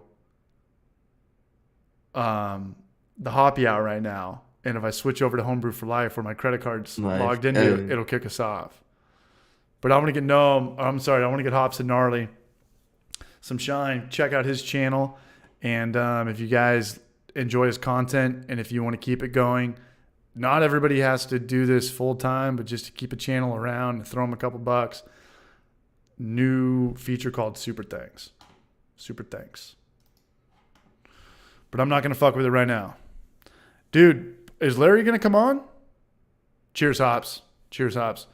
Larry, it's here if you want it. We want to get Hops on too? Oh, shit. All right, we're doing an NBC. All right, let's do it. All right, he got the link out. That means it's over a $20 donation. That is a $42 donation from Hemi NBC. All right, what do we drink and do? Can we get some subscribers over to Mandy's channel? Yeah. Can we get some subscribers? This is the first girl in the history of the stream to be on her side. Pretty dope. Can we get some subs over to her? I'm actually not drinking anymore tonight. Had enough wine and beer earlier. Well, I'm glad you're here, Larry. Much love. In the meantime, we're going to drink even more, and that's going to start with a mandatory beer chug. Hemi 500, Will, and Rob Barnes, man. Cheers, you Brajes. Hey, and Demon One said he just subscribed to Mandy's channel. So thank you, Demon One, and congratulations on buying a Braj Hammer system today. Steph Dell says mead over beer most of the time. The weird thing about mead is does it compete more with beer or more with wine? It definitely competes. Well, it depends because if you make like a light sparkling mead, then it is more beer light, like lagerish. Okay. You can just drink that. I feel like it competes a lot with cider. I think it competes a lot with their wine. biggest competitor. I think it competes a lot with whatever glass it's in, and Mandy's drinking it out of a wine glass. Out of a wine glass, I would say wine, and mostly for the carbonation. Like for me, carbonation is a big thing, and without that, I don't know. It leaves me like missing it. Like I'm not a wine person, but I do like cider, and I think the reason why is because I also like beer. And I have drank some mead, and I do enjoy it, but I think the same thought comes over me when I'm sipping on it. Like I feel like it's missing the carbonation. So I've never had a sparkling mead, but that does sound delicious. Like maybe that's something I'd like have to look for. We're getting some bombs dropped right now. People want to know. We've got serious NBC comments. Well, we've got serious comments to know too. What Mandy's channel is. It's the link in the description. It says Mandy. It doesn't say Faywood Mead. That's the name of her channel. But we've got Mandy, Gnome, and Alias, and just click on the show more, and all the links and stuff show up. So much love to everybody. Zach 8-Man Pearson, he just dropped a bomb. $25. Larry in the house. 25 bucks is definitely going to all my Euro trip, man. So thank you. Thank you, Hemi. Thank you, Will. Zach 8-Man Pearson. He's got a great video. I get it. It takes a long time. I'm looking forward to your second video, though, man. And Rob Barnes, much love. Mandy's channel, Theron. Theron right there. He's on it. Theron is the man. Cheers to Theron. The Mildly Cool Dad is subscribed. Much love. And while you're at it, follow Alias on Instagram and know him for YouTube. Alias has got some cool car stuff. He's got some cool food stuff. He's got some cool beer stuff. And there's not too many. We talked about this earlier in the video. There's not too much diversity in homebrewing. You're probably the only. I'm not gonna say it. Alias. We've talked about there's not. It's everyone's like a white person. Just say it. Stop. Just say it. Yeah. There's not too many people. Everyone at the party just went, what? Yeah. No, shut up. Come on. I don't know. Why you gotta be? Oh my God. No, we've already done this. No, you're right. No, there's not a whole lot of brown people in with brewing. A beard. You say the adjectives, not me, man. I mean, well, that's the whole point behind brown men brewing, right? I think I got that. Yeah.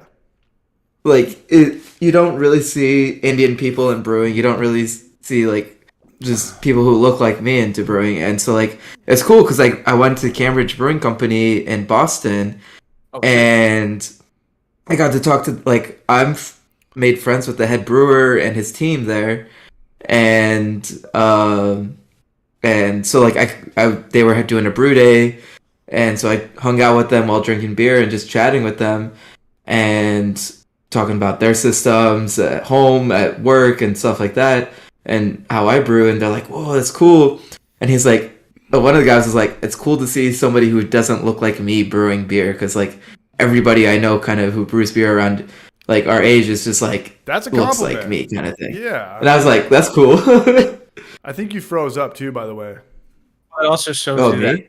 that brewing's still growing, it's still expanding, and it's reaching new people. I think that's a great thing. I think it's a great thing too, Yeah. and I put my stats out there. I don't know if you guys sat through the whole Homebrew for Life video, but I showed the female to male ratio, and it's also an age thing. Yep. There's also an age thing that people. I mean, every kid who's 5 and up now has a smartphone.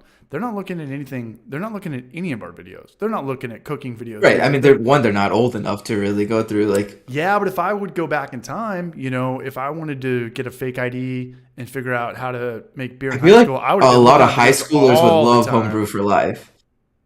In high school, my friends would have loved. I appreciate that. I appreciate Homebrew for Life, because like they were asking our chemistry teacher how to brew beer, how to like make cider and shit like that, like to get fucked up. Yeah. There's some kid in homeroom wearing like an NBC University T-shirt, talking to his kid, Yeah, man. his buddies, trying to how to man. brew some shitty beer. Yeah. And it was That's funny hilarious. because I think both me and Mandy are like frozen in Mandy, in YouTube. Mandy, Oh, are yeah, you with you are. us? Huh? Yeah, I'm here. Okay. Me Am I too. See me? Here, I could. We can. No, I can easy fix it. It's Stay right here. it's on YouTube. Okay. Yeah, No, I think no, so. we're good. We're I back. don't- Yeah, we're back. Okay. Yeah, who's the 5th screen? It's just spinning. It was me. Every time Aliaz is on, there's that screen on the right. I don't know what it is, man. It's just +1 that didn't show up to his prom date. Now it's finally. You're the +1 though. I am the +1, but I can make myself smaller and put myself there. But everything's unproportional after that. Like Yeast and the Beast has the best stream because it goes in. It's like celebrity, whatever that. Is it because of my name? I don't know, but whenever you're on, it has Oh, the it's alphabetical order. It's like your Navi from Ocarina of Time that just sits on your shoulder like a bluebird. I don't get it. It doesn't happen with anybody else.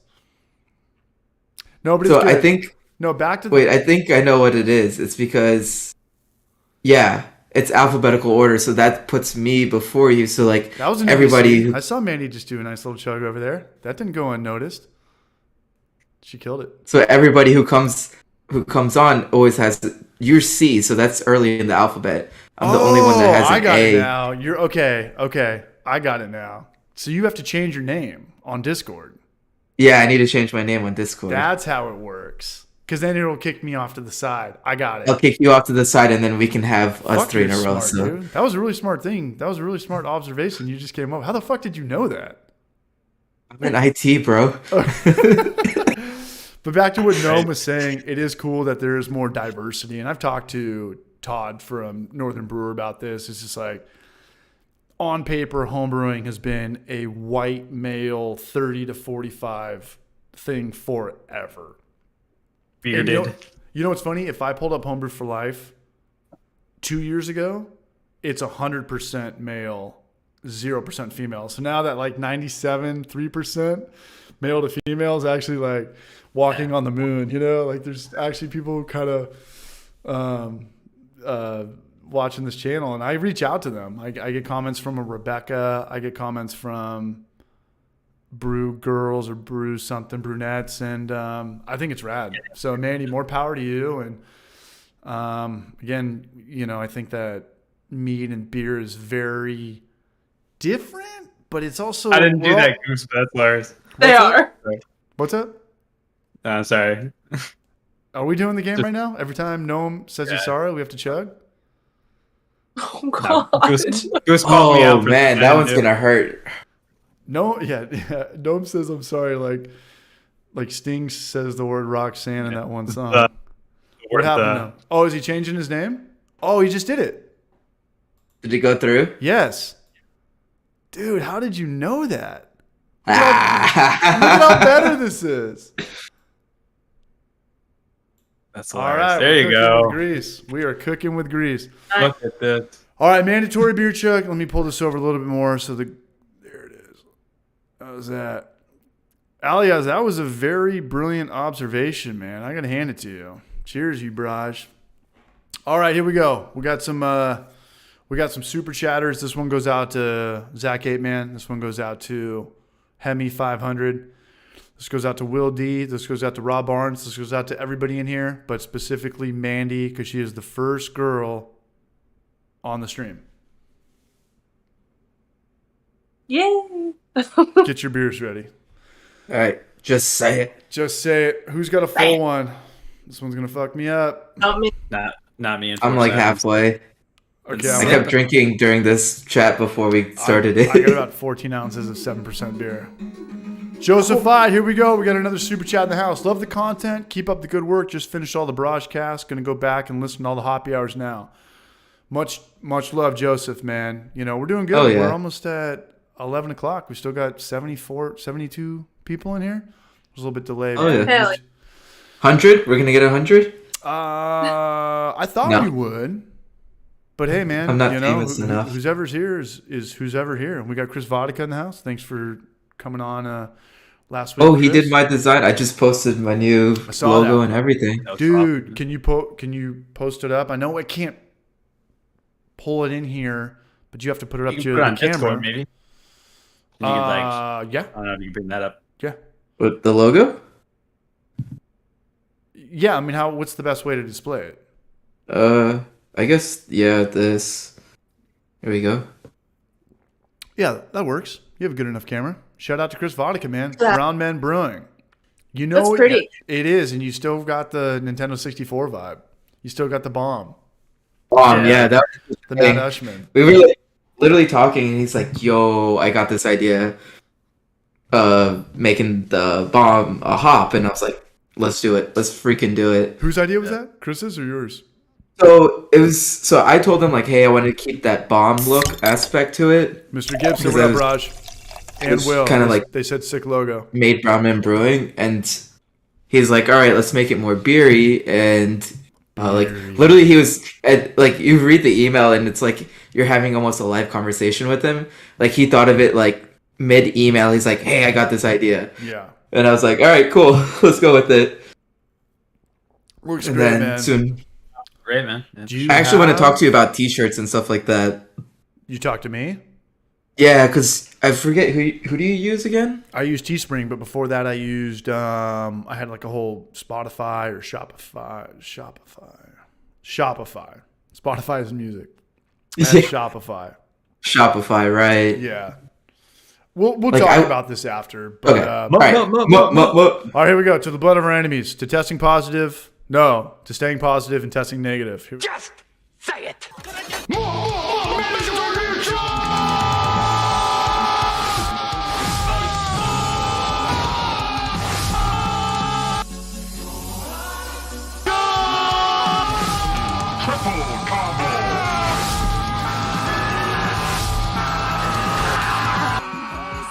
As people order and then send it out, right? Yeah. It's called no risk. Okay. Made to order. Thank You don't have to like. You don't have to put in like a No. certain amount order No. and then hope you sell all that. Hell no, don't do that. You have it's a nightmare. Faywood, do you sell merch? Do you have any do's or don'ts on? You don't Not sell any yet. merch? No? Yeah. No. Yeah. The name Anyway. the name of the game is the more t-shirts you buy, the cheaper it gets, and then you just have more of this shit sitting around. And when I did Sitting do that, around, yeah. well, here's the thing: you'd sell 1 or 2 t-shirts a day. So how much do you make from the Teespring? How much do they take off the top? Way less. If you sell your own t-shirts, you make a Really? lot more, but you have to go to USPS that day. Right. You have to have a thermal And printer. get everybody's address and all of that Yeah, and if there's a problem, if there's a refund, now it's your problem. problem, right? Yeah. So I'd rather take. So And long as- the shirt quality from Teesprings was comfortable and all that too. So you pay more for that. So the okay, Bella Voss, That makes sense. something canvas. There's 2 t-shirts out. Next Level and Bella Voss are the top. And like every skate company uses this. right? Skateboard companies selling $30 t-shirts to 13-year-old kids and stuff. They all use this good thing.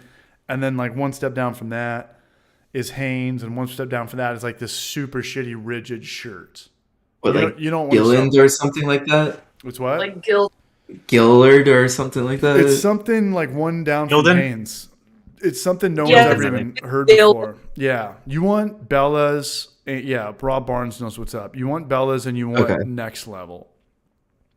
So when you sell your own T-shirts, when I was selling my own, and when I was selling these T-shirts, I think it was just the Death Before T-shirts. This is probably 3 years ago.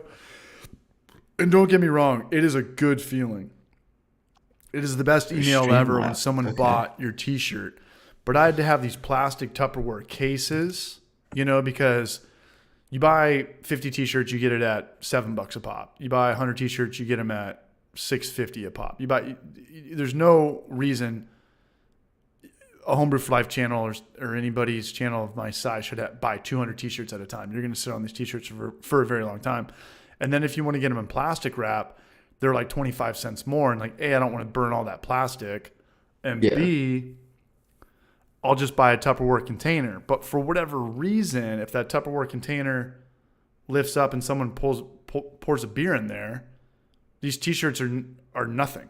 You can't sell them at all anymore. You run them through the wash, they're trash. So it was all bad. And then I would sell a T-shirt a day, you know, one or two here. And then every other day you got to go to USPS, United States Postal Service. Sometimes you're waiting in line. And you're like, dude, this isn't worth it. Well, I mean, if you prepay them, you just like drop them off kind of thing. You but can that's do still that. A pain. Yeah, and then people bitch about like the bags sometimes if you don't have the correct shipping and stuff. And it's when Teespring does it, they put it in a bag, but then they put it in a cardboard thing. So you rip this cardboard off, and then it's in that little shitty 10. Right. It's like I remember when I got my Homebrew for Life shirts. It was well packaged and nicely done, and it just takes a while. That's it. It takes a long time with Teespring. With me, you're going to get it. If you sell it, you're going to do it in 3 or 4 days. But I don't think people care unless it's like for Christmas. Unless they need it for something or for a gift. Yeah. But I don't see people buying my shirts as a gift. Hops and Gnarly, I screen printed them at home for a minute. That's rad. That's crazy. But it sounds like that's a lot of labor. And again, that is a lot of labor. The merch game is so rad, and I knew nothing about it until I started selling merch. And there's a serious reality of do's and don'ts. And at the end of the day, I would go through Teespring because you get the product placement. They put the shit right there. Mm-hmm. B, you make less money. I mean, you know, that's a con, but I had to deal with 2 returns and it sucked. Like I maybe sold 100 T-shirts when I was selling them myself. There's no way. I probably sold like half that. But some guy would be like, hey, this showed up with a stain on it. And it's like, dude, I can't prove that this guy's lying to me and just wants his money back. Like this guy could be bullshit or something. You don't know that. And I'm not big enough for like the customer's always right. Here's your money. Or this guy sent me a picture with like a little hole in it or the hole by the armpit. And he's like, yeah, can I get another T-shirt or a refund? I don't deal with any of that anymore. So you sell a T-shirt. Honestly, not having to deal with that hassle is great. So let me ask. Dude, it's not my problem. Let me ask you this. Can you have like... Thank you, Joseph.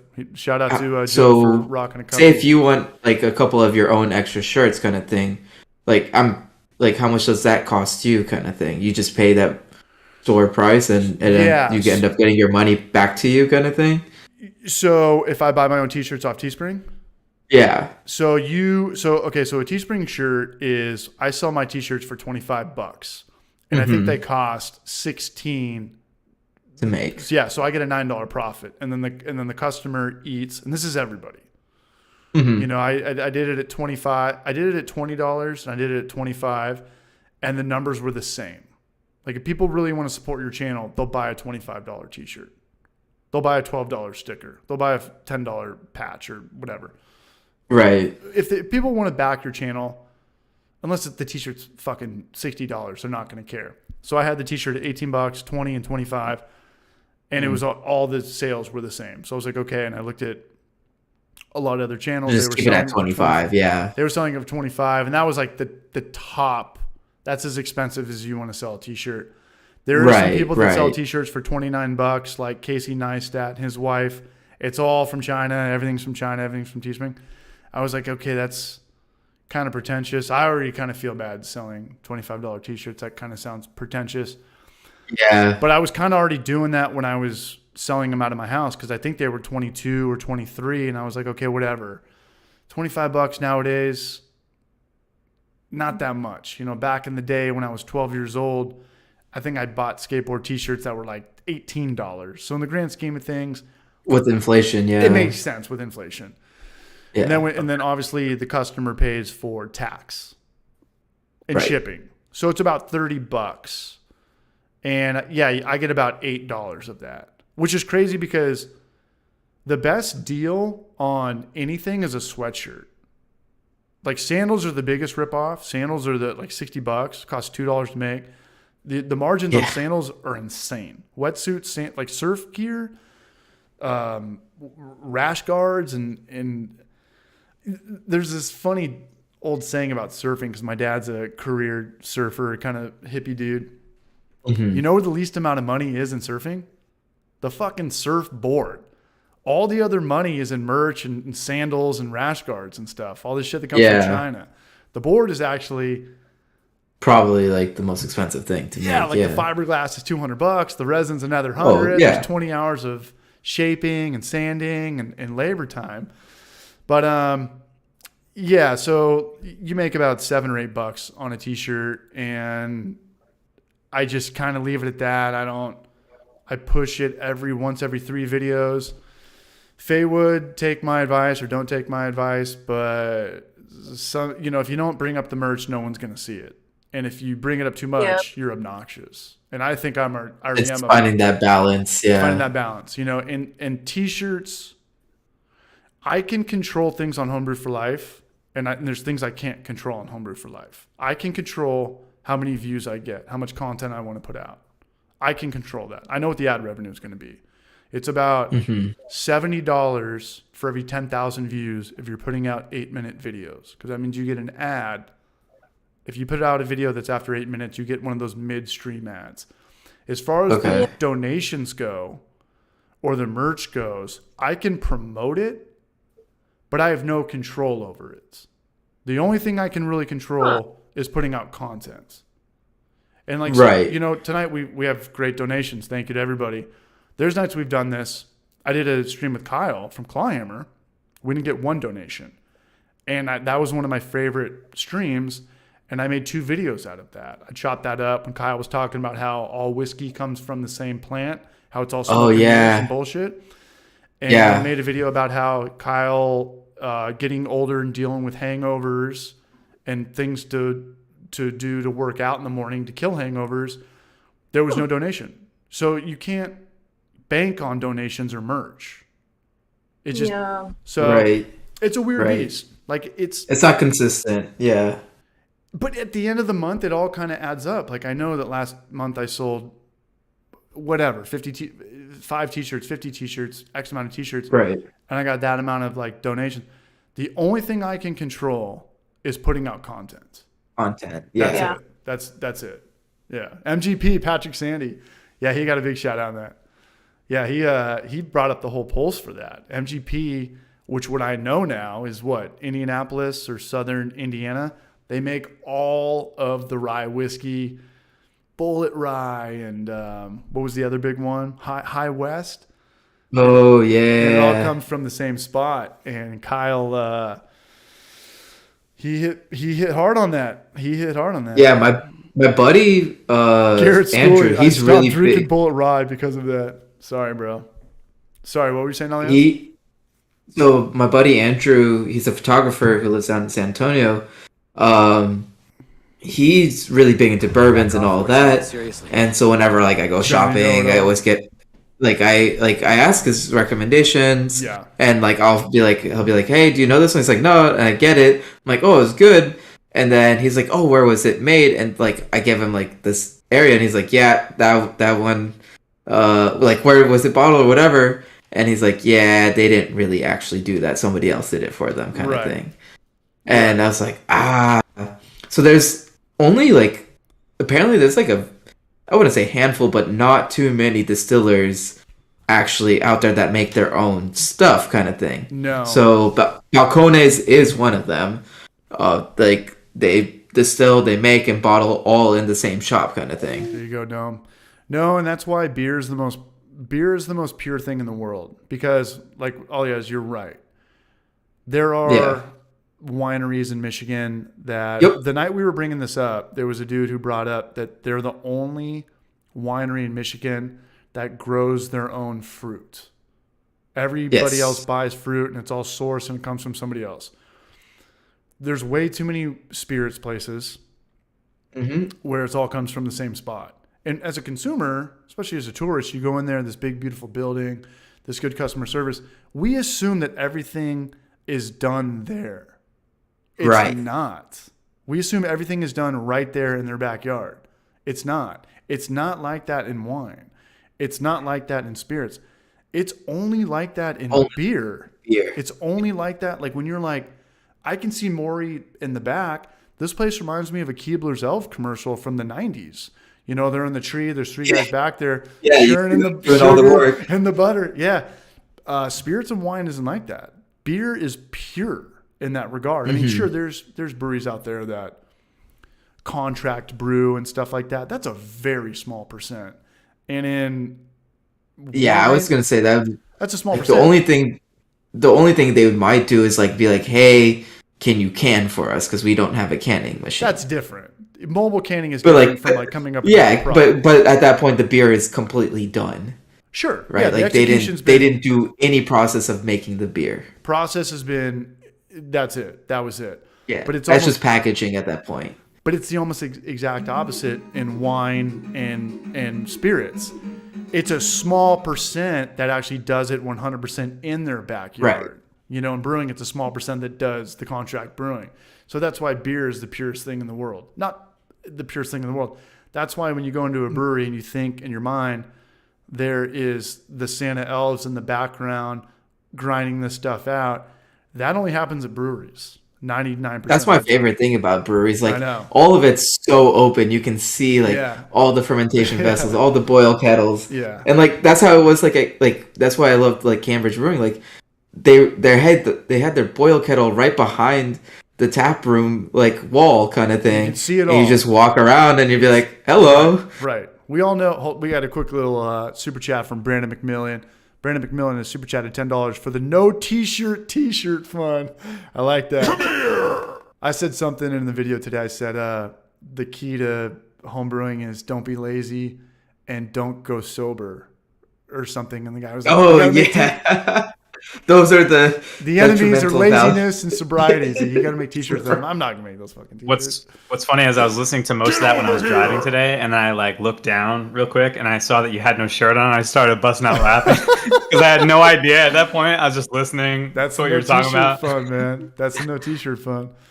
But no, this is why beer is the best thing to drink in the world, because just knowing where it comes from is huge peace of mind for especially. Like any customer, it's cool.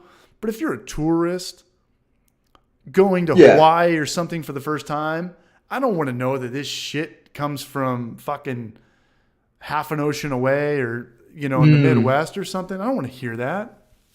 No, you're right. You're absolutely right. Same with like, it also reminds me of like going to like authentic barbecue places, right? Like, because there's places that serve barbecue, but they don't smoke their own meats. Right. Yeah. Right. Right. But like you go to like places like oven baked ribs. I'm like, why would I go there? Oven baked ribs. That's like saying deep fried buffalo wings. Oh my god. Hold it down. Hold on. BRB. But like I broke the seal. Yeah, that's like you go to like Franklin's, Interstellar, places like that. You literally see like the big like 1,000-gallon smokers in the back, and you're just like, yeah, that was done here, kind of thing. The real You can deal. smell it. Oh yeah, you smell it from that was one of my favorite things when I was living downtown, because I lived right across the street from Franklin's Barbecue. So they were cooking for the next day, and so I around my time I would be walking home from work. So I'd just be walking home from work. As soon as I cross I-35, I would just be like, oh man, I wish I could go visit right now and eat some of that. I just realized for the first time, and this is like a non sequitur, but I didn't realize you could actually boost the resolution of the stream to like, because in the past I was like, man, my fucking camera sucks, and now I just like updated, and now it looks so much better. What, on YouTube or like? Yeah, I'm so bad with computers. All you guys look good. All you guys look Gouda. All right, here we go. We're going in for number 6, I think. We got a weird one. We got Right. seasonal peachful, fresh and fruity ale. Mandy, how we doing on your end? Good. You still down to hang out? We're in like the bottom of the 7th inning of the stream. And it'll all be over soon, I promise. It's all going to be over soon. It's good. Did we get some subs going over to everybody's way? Can we get Faywood some shine? Everybody in the comment section. I know we got some a little bit earlier, but I do look at the analytics of this, and I know it's about an average user duration of 15 minutes. I'm 2 away from 200. Oh, really? On the happy hours? For the On Brown Men Brewing, I'm 2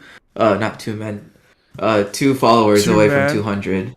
I got 46 troll accounts, man. I'll get you dialed in as soon as I get off here. Short Bus Scotty. Double check to make sure I had everyone. Big shout out to Mr. Gibson, man. He subscribed or followed to everybody who's in the top shelf up there. Thank you, Mr. Gibson. Thank you, Todd Porter.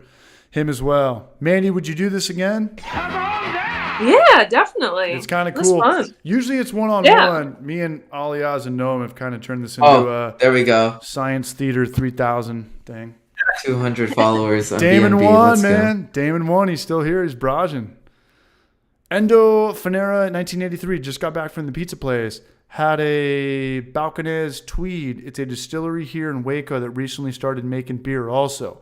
That's what I want. I want to drink beer. Oh, and Endo Fanera, are you in Waco? I almost caught that fucking fly. Balcones is probably one of my favorite distilleries out there. Hey, Brandon McMillan got you to 200, Braj. Shout out to Brandon Thank McMillan. you. Yeah, I saw that. Thank you very much. I appreciate it. Garrett Shuley, all the links are in the description, Braj. Much love, Garrett. Thanks, man. And so, Balcones is really probably like one of the best like bourbons I've ever had. And their like pot still, like their base model is super good. But like they do a lot of one-offs. They did one that they partnered with was it ZZ Top, and they called it Tres Hombres. That one have that bottle still, and it's so good. Nice. Yeah, so I have my buddy Andrew. He tries to go to almost all their like releases and stuff like that. But their beer is also pretty good. They have this like imperial stout, and can't do those, man. I wish. The best. Like will wreck you. I know. I believe you. But it didn't take. So like most imperial stouts I have, like they tend to be like very boozy and like I feel undercarbonated too. And theirs was like just the right amount of carbonation, still a little bit on the boozy side, but definitely drinkable. Their hazy, their double hazy was really good though. That one was really good. My problem with the imperial stouts, or especially like the barrel aged stouts, is they're too sweet. Like the booziness is not an issue for me. Like it's kind of hard to hide that, like once you get up into that upper range. But yeah, it's just the sweetness. Like I don't have a sweet tooth. I don't eat candy. I don't like chocolate. So, never? Or as you got older? I mean, as I got older, yeah, I just kind of grew out of it. Fuck, man, I mean, like, think about it. I like dry beers. I like Saison. I like, West Coast IPAs, that type of stuff. And even my hazies, I kind of like them a little bit more bitter and like more towards like maybe 10-16 rather than like 10-22. Okay. So it's just my personal preference. But I do love big stouts, but I can only have like one of them. I could never go to like a stout fest. I'd have to tap out. Oh, no, yeah. I'd tap out pretty fast. Stout Fest sounds kind of heavy. Yeah. Too heavy. Stout Fest. Right. Everything sounds heavy. IPA Fest? Maybe 10 I could years do that. ago. Maybe 10 years ago. What do you mean? Like when I first got into craft beer, everything was just IPA, IPA, IPA. Now it's like I got to do an IPA, Pilsner, water, IPA, Yeah. Pilsner, water. I mean, I get drunk when I'm on here because no one's got to drive and we're all hanging out. But if I'm out, you know, I'm 37 years old. We got to really be thinking about, you know, like getting home safe, or these people are like, hey, let's go over here now. I was like, fuck, I don't want to do that at all. Like, let's go play darts at this bar. Like, okay, if I do, I got to do like one Pilsner now. I don't want to do an IPA. I went out to Trivia last night, and I thought the place closed at 10 o'clock. And it's because most breweries close at 10 o'clock, but this place was downtown, so it was open until midnight. They're like, hey, let's go here now. Let's go here now. I was like, I got to get out of here. I got to get out of here. And I did, you know. 10 years ago, I would have not done that, and then probably ended up with a bag of cocaine and stayed up till 6 in the morning. But you got to grow up sometime, you know. Yeah. You're going to have to brew up some 4% beers. I know. The thing about 4% beers, though, is you want to do at least a 5-gallon batch, because it might be different now for me because I don't have any friends that come over and drink beer. But if you have people come and buy, when we were shooting Homebrew for Life, we would kill a 6.5% batch in a weekend. So Damn. it's me and Maury. I mean, me and Maury need to drink 6 beers just to feel something, you know? So if you're talking a 4% beer, you got to be doing a 10-gallon system. And it's not going to happen here. I'll probably never have a 10-gallon system until I own a house. It was 10, no? What's up? You had a 10-gallon Clawhammer. It's 5? It's a 10-gallon kettle. You're talking Kettle, about kettle, but you or can't batch? do like a. You You wouldn't really do a batch. 10-gallon batch on that. Yeah, I will. Sorry. I mean, I would Jimmy rig the shit out of it. I'll find a way to do it. But no, I've had like 3 10-gallon systems. I used to have the Hermes systems, and they took up so much damn room, man. I'm so glad brewing is not like that anymore. Brewing has come such a long way, and I love it. I had a video a couple weeks ago, and I brought up a point. I said, don't like make shit weldless if you're going to make your own stuff. Because I remember back in the day, I'd be like, oh, this is welded. Yeah, I remember it's seeing that. Yeah, better. It's so much better. That's not true at all. It's so much more. You put gaskets on expensive. something, it's good to go. Like, it's a silicone gasket. It's a boil-proof gasket. And yeah, if like you're worried about the that'll silicone, be fine. take it off and put another one on, or put 2 on. But I remember like looking at these systems, and you know, like it looked like some of these guys would make like waterfalls or cool things out of them. Like the water went there, and then it went there, then it went there, and I was like, dude, that beer is going to be so much better than mine. And thank God I don't think that way anymore, and nobody should. Yeah, I think once you're a good brewer, you can probably brew on anything. You can probably do it on a stovetop and kind of have good sense to when you should add certain things. I don't know. It comes with experience. We've talked about this before, man. Like the best chefs, the best sushi guys, the guys that have been doing it, they were making this food, this phenomenal food, even with brewing, before all this $200 sharp blade samurai sword shit came out. You know, experience will always outweigh any innovative product. Yeah, True. Usually those new trendy products are aimed at like the newcomers to try and kind of like sucker them. Good point. Great point, Noam. To make you feel like, you know, I'm going to own a brewery. You have to have this. It's going to make your beer taste better. Is there kind of that stigma in Mead, Mandy? Is there kind of like people that have nicer equipment maybe think that their product is better or might be a little bit more pretentious? Because there's definitely that in brewing. Yeah, the Mead community, I don't know, they fight over different things. It's not really so much like what I want to hear this. it's not really so much like what kind of products or like equipment you use, because in general, yeah, in general, Mead is, I mean, it's pretty simple. Like, you don't need a cooling system or all these ultra temperature controlled things. I don't know, because usually, you don't boil your meat or anything else. You stick it all in a glass. But you've carboy. So everything's kind of glass, right? Because it's all geared for aging. Yeah, exactly. Like I mean, there are some like nice, fancy vessels. Blackwood. Kolsch, hell yeah. Yeah, but man, you wouldn't. Okay, so that's kind of the big stigma with plastic versus glass. Like glass is clearly it's glass, right? Yeah. You could put beer in glass for 10 years and drink it would be fine.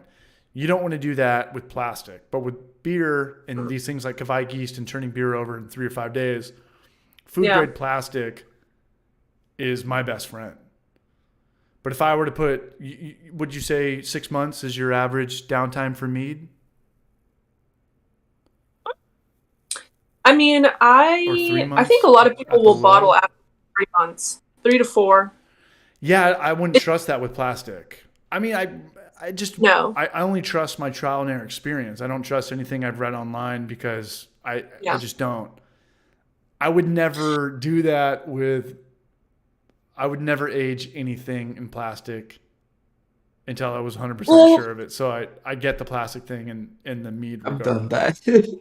Yeah, like plus the plastic with the, because a lot of the times we'll start in a bucket, especially if you have a lot of fruit in your must, just because you need all that extra space for volume and whatever. So like a lot of the times I'll start in a bucket, but the seal starts to like die on those things like pretty quickly. So you always want to end up transferring over to glass in the end. Okay. Yeah. Probably after a month, like a month max. I would not. Yeah, because you don't want a whole lot of air accessing your mead. So even in like a Speitel, like one of those German plastic ones that would cost you 4 times the amount of even glass shit. Because I remember the Speitel I think I bought was $150, but it was a 15 gallon. Yeah, it's like a milky white exterior. That kind of. The Germans know it better, and I was like, all right, sure. Here's my credit card, and sure. I know professional breweries. That use those, like, starting out. I'm not even kidding. In Rhode Island, at least. Speitel. Yeah, like that was all of their fermenters were plastic Speitels, and I was just like, I don't know. But they didn't. I've seen those at the homebrew store. Those things are gnarly. IPAs, they avoid IPAs like the plague. Well, this is cool, man. What's up? Sorry, did anybody say CH or am I tripping out again? I don't know. It wasn't me. I was sipping on some. We're coming down to the wire. We've got one. You guys want to do one more beer? We can do it. Yeah. I just poured one. So okay, Mandy, I'm super stoked you came on tonight. Hopefully, we promoted your channel a little bit. We got to hear about mead and kind of the differences between the honey versus the grain and the fermentation world. And we're going to be part of the what's it called again? The Great Mead Experiment. The Great Mead Project, Part 2. We're doing the most. Yep, and man-made mead. And I've got a couple other people written down. Who's the guy? The bigger gentleman, Longhorse. I had there's Texas Longhouse Mead. Longhouse. Yeah, he's awesome. Yeah, I want his channel to get some shine. He needs some love. Yeah, I know what it's like starting out on YouTube. It's the first day of school. It's hard. Jordan, Lavender, Carlos is Texas Longhouse Mead. That's Carlos. Yep. And then I've got Steph making poor decisions. Get it? Yep. Poor donuts. That's a good one. That's a good one. Decisions. And then Chip. Clever. Yeah, I know Chip. And then Favorite Mead, I got you. Your ingredients were rose and vanilla. And I put down dill and vinegar. And I think those got voted the highest. And BC didn't like that. So he's starting the count over again. Oh man. It's stupid. You got vetoed, bro. Rose and vinegar. Oh my god, I can't. Dill pickle mead sounds amazing. If it's good beer. Pickle. I could go with pickle, but if it's like rose and vinegar, like All I know is No, I'm it'd excited. just be a pickled rose petal. Man-made Oh my Mead God. said, Man-made Mead wants black licorice and rhurbarb, and you tell me black licorice is better than my dill? That You know, sounds that's another gross. flavor I hate in stouts is I the hate licorice. I hate black licorice. I hate Jägermeister. Sucks. Yeah, blackstrap molasses too, like that. Those types, I don't know. I don't get it. Some Disgusting. people like it. What does black I don't licorice get why taste some people- like? Ass. Garbage. No, but what does it taste like? Like shitty cinnamon? Like Black Rudy? licorice? Yeah, like what is black Like- licorice? Like leathery Having cinnamon? never Have you had, ever like, had like anise egg- seeds? Oh. No. Like you eat like a bunch of that. That's what it tastes like. Yeah. Well, like Jaeger is kind of. Everybody's saying anise. Anise, Yeah. okay. No, Manny, you're right. So what came first, the Jaeger or the black licorice? Probably the black licorice, right? That's a real... Yes. Yeah. That's a real- Oh yeah, that's been around way before any of us or 'Cause anything like that. Yeah. Have you ever Because it's gone an to... herb. Yeah, you go to a farm and they rip out a part of a tree and you chew on it. You're like, this is black licorice. This is disgusting. Yeah, it's like a root. Right. Why can't we just stick with Who's- licorice? like Why bad can't we- decisions. Why can't we just stick with licorice? Why can't we just stick with the shit at 7-Eleven back in the day of the 90s? The Twizzlers? No, licorice. Like the thing at the counter, it was 5 cents, and you put the tong in, and each one was 5 cents, so it was like 5 for 5. Oh, I'm 10 years older than you, Alias. yeah. Where I live, they were just like, "Hey, take it, just take it." Take Nobody's the eating this motherfuckers. shit anyways. Fuck the black licorice, man. Let's just go with licorice. And then Is that when red, what's that? that red licorice? The What are you best. talking- Yeah. And then when you're 13 or going into high school and you go to Costco or Yeah. Sam's Club for the first time and you buy the thing for $5 and you have it in your room and you're Mm-hmm. like, I'm just gonna eat one a day. And then at the end of the day, it's all gone. You're like, yeah, I can't do this anymore. I Yeah. try that. Yeah. Try to put like, cause you buy shit in bulk out there. You're like, I'm going to get this beef jerky. I'm going to get this like 24 pack of Reese's Pieces or Nutrageous. And you just put it right there. Cause before the internet, before social media, everything was like your room and baseball cards and candy and stash Yeah. and shit. And I was like, fuck, man, this is the ultimate test of self-control. Didn't work out that well with me. Laffy Taffy. Red licorice is like berry flavored. Yeah, red licorice is pretty much Yeah. just like strawberry. Yeah, it's like fruit roll. Yeah. Yeah. It's that like red vine. Is that what Yeah. you're talking about? That came in the big bucket? It was a circular bucket, and they would lift it up, Yeah. and you'd put a tong in there, and you'd pull it out. No, It's like the exact. That was what caused COVID. No, I'm kidding. We got to go. Yeah. That's all the time we have. What up, Nathan Hurley? Aussie That's licorice hilarious. is the bomb. Nathaniel, are you out there in Australia? Is anybody in the chat not in America? Boy, Good question. Non-contiguous states. Somebody sounded like they were from Tasmania, or they were talking about I Tasmania. saw that. Yeah, I saw that. Oh, yeah. That's- That's south of Australia. I remember the first- New Zealand's never eat shredded west of Australia. Yeah. Quebec in the house. No, man. Canada. New what up? Zealand's east of Australia. I don't think so. Yeah. You win, Alias. I'm not even. You win. I know you're right. What did you know earlier that blew my mind? Oh, how to get the figure out why the Phantom thing was. Oh, the name. Yeah. Smart man. Are your parents? Because I was wondering, like, why it was only whenever I was on Right. this with you. And, I was Oh, just yeah, like- it was in the first And slot. I'm like, is it because, like, I don't have a crazy stream set up? And I'm like, wait, this No. is just through Discord. no, and it makes perfect sense. Noam, did you catch that? No. Like it only Hell no. showed up when Alias was, but it's like, okay, first letter of the alphabet. Most things go by, alphabetical order or numerical value or comma separated Right. value. And you haven't had I mean- anybody with a, like, lower value than C till I joined. If I used my real name, I'd be first. Well, I probably right. Yeah, I probably Adam, would- yeah. Right, Adam. Well, I don't think we can say the That's fine. I don't yeah. care. or Brian. I'm not gonna say his last name, but it's Elementary Brewing. He's probably under Right. Elementary or the Elementary, so I never saw that problem because he never went by Brian. But that was smart, Alias. That was smart as I shit. can't even do Brown Man Brewing because, like, it would still be below C. I mean, as long as we have the link in the description, man, I think we're good to go. Yeah. Yeah. Yeah. Dusty from Twister with a licorice rope in his truck. Goose Brava. Was that the guy that died? Was that the guy from Boogie Nights? Mike and Ike Red Hots IPA. Those were the Red Hots IPA. Whoa. All right, here we're coming down to the wire, and Mandy, you're don't feel like you need to stick it out to the end. Like if you need to go, you do your thing. But we're gonna do one more beer. I think I'm okay. I mean, I'm tired, but join the club. All right, here we go.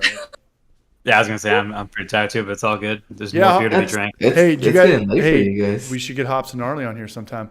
Hops and I Gnarly, have a man. growler of my own beer to drink still, so I'm good. Is Hops and Gnarly down to get on here? Maybe not tonight. Just crack. I think he's heading out. Is he heading out? Yeah, I mean it's a Tuesday night. It's a Wednesday night. Yeah, it's Wednesday. Hey guys, there any? This is he apologized. We have to chug. This is my Friday night. After this, I have nothing to do except get ready for Europe, and I'll maybe squeeze out the Keyser video, and I'm gonna fucking go for blood on that one. Wait, did you get a freezer? No, but I probably will tonight, man. Shout out to the super chatters. Shout out to the super thanksers. Shout out to everyone who's been supporting Homebrew for Life recently, man. My channel's back. My channel is 100% back. When I left, Never left, man. What's up? Never left. No, but I was doing this like pretty rad full time. I know what you mean. Yeah, so the channel's back. So thank you to everybody. Everybody who's here right now, everybody in the chat. We'll keep this up. Hop Killer in the house. Hop Killer in the house. Come here. What up, Dylan? And much love to everybody, man. And big shout out to Clawhammer putting up with me and Apartment Brewer and having a good time. And we get a lot of subscribers when he has us on and all that shit. Man, it's cool. It's cool. Demon 1, man. Enjoy your new system. Yeah, absolutely, man. And if you have any questions, hit us up or something like that. You know what? I am going to hit you up because I was actually thinking about putting a video together with you doing a video chat where you could do a walkthrough on how to put the system together because it is kind of interesting. Oh, yeah? Well, yes. It's not like a Grainfather where it's just like, go. Like you have Yeah. No, like there is some assembly required for this. Bit, yeah, for sure. And then when I first looked at it, I was like, I'm going to get fucking zapped. And the more I looked at it, I saw a picture. I was like, okay, I have to be the dumbest motherfucker on planet Earth to get electrocuted. Yeah, because you have your power, your neutral, neutral, and your ground. That's all you got to worry about.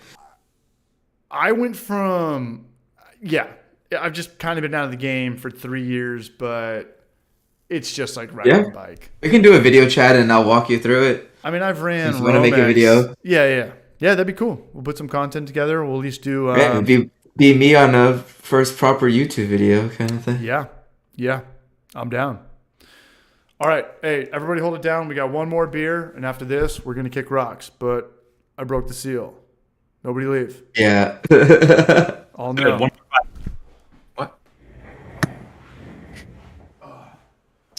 I don't know. Here's a question, Mandy.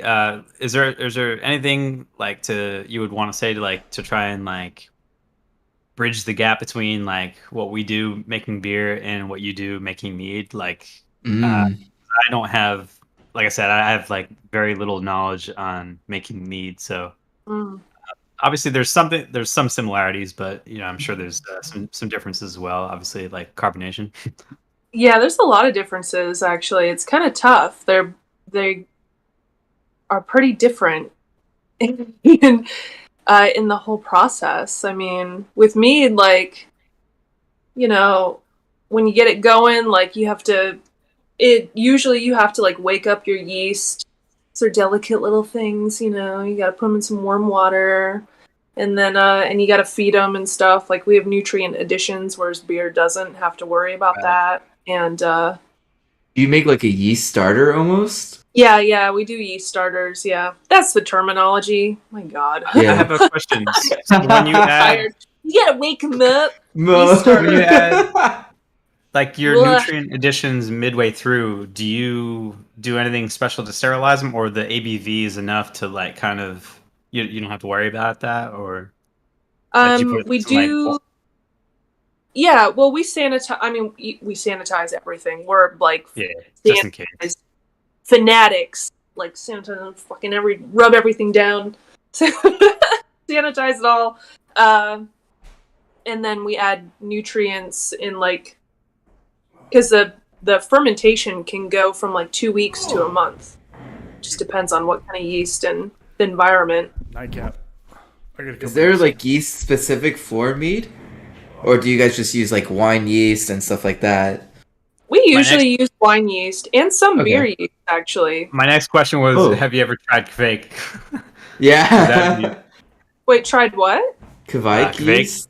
Kvake. I haven't, but BC doing the most. He will use. He did one? Like, yeah. I haven't tried it yet, because I know it likes to ferment really very warm. Yeah, for sure. And very fast as well. Although I'm, with mead, you're going to have to condition it long term anyway. So I don't know how much of a benefit that is, but. Yeah, I don't know.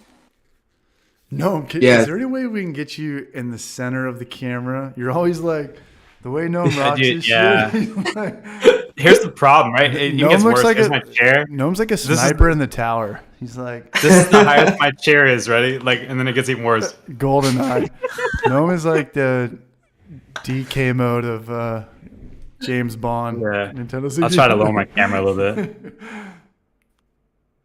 Oh, do you have any web camera recommendations? I have a Mac, so he's a paintball professional.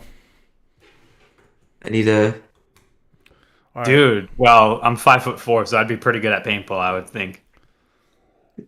In the corner. Where was he? He was hidden in the bush. Yeah. Here we go. Now he's behind a bamboo stick. Somebody brought up Brian. Yeah, you're all skinny too. I miss Brian from Short Circuited. Do your thing, but hey, we still got his FUPA glass. He sent this to me about 2 years ago, and it has not broken. And the weird thing about glasses, everybody tries to get cool and fancy with glasses. They all break unless they're just pint glasses or mugs. All the other fancy shit, they don't last. Tulips and like the thin tall ones. They all. I shouldn't like gold. I've never broken a single one. Well, I have pretty much all my glasses. I'm kind of aggressive because I don't trust any dishwasher. I hand wash everything, and I mean I don't break a lot of glasses. But if they were to break, it's the tulips and the wine glasses and something like this. But hey, it's still here. I'm super bummed that I broke Pony Pastures. He sent me a Mario glass. It was the wine ones that don't have a stem. You know what I'm talking about? Yeah, it does look good. Those are nice. Those are nice, but they break so goddamn easily. And it broke my heart. Yeah, because they're so thin. They're so thin. He sent that to me from Virginia, and it made it all the way here. And I brought it to, like when I moved out here from San Diego to Knoxville, it was the funkiest shit anybody could ever imagine. There was no U-Haul. There was no... I mean, yeah, it was as ghetto as it gets. It was as ghetto as it gets, man. It was as ghetto as it gets. And that glass... all you needed to do was like flat toe... All you needed to do was flat toe another car behind you. I know, man. You would have I can't believe created the trifecta. I can't believe I'm here. I can't believe this worked out. 99% of the time I'm just all talk. And then when I got out here, I was hanging out with the glass and we're doing some shit. And then I tried to clean it. I wasn't drunk. I didn't knock it over or spill it. I was trying to do the right thing and just clean it. And then one day I heard like a tink, and I knew it was that fucking glass. I knew it was that glass. And I looked right where the garbage disposal was, and I pulled it out. It was a little shard of glass, and it had Mario on it. And I was like, fuck, man. Broken glass freaks me out, man. I've cut my hand up bad. I've cut like this part of your hand right here. You grab a mug and you're going around. It's got a divot. I won't get like stitches, but I've super glued some shit before. Yeah, glass. That's what super glue was created for. Yeah, man. World War I, World War II. Yeah. Oh, legit. Yeah, for wounds, right? Like sealing them up. Yeah. Yeah, it was like the ultimate. For me, like glass, like the best way for me to find any broken glass on the floor is my bare feet always find it. Like Yeah, just step on it. like three months later, I'll step on something like what the. Die And I'll be like, that's where that glass ended up. Found it.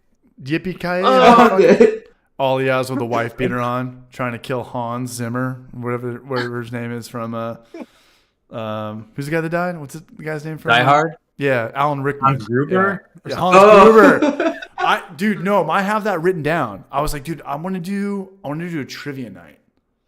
Like we're not talking about beer, and I want to do trivia, and I have that written down. Wait, you just bring on a bunch of us and do trivia between us and stuff like that? No, like we'd have to be the judges, but all the contestants would be chat. Yeah, and the chat is good to the point where you don't have time to Google shit anymore.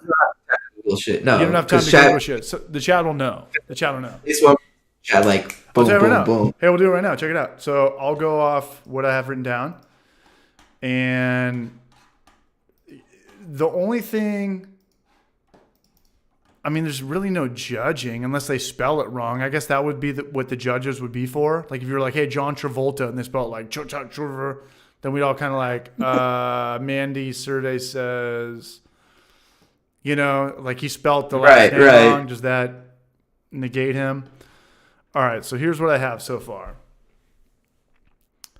I have two. What's the fictional name of the bad guy from Die Hard? It has to be his fictional name. Hans Gruber. Hans Gruber, yeah. Okay. Trivia number 2. And I want to get to the point where I'm actually doing, like, I've done one giveaway on here. It was one of those... I remember that. I was on and I just missed out. It was like a Beats by Dre or a Bluetooth speaker or something. It was right when I got monetized. And I gave it to a guy who's not around anymore. You even did a shirt thing too. Like, yeah, and you did shirt trivias. That sucked because nobody cares about that. Because there's I wanted it. There's 4 guys that are like, here's my address, send it to me. And there's one guy that's like, oh, it's a t-shirt, I don't care.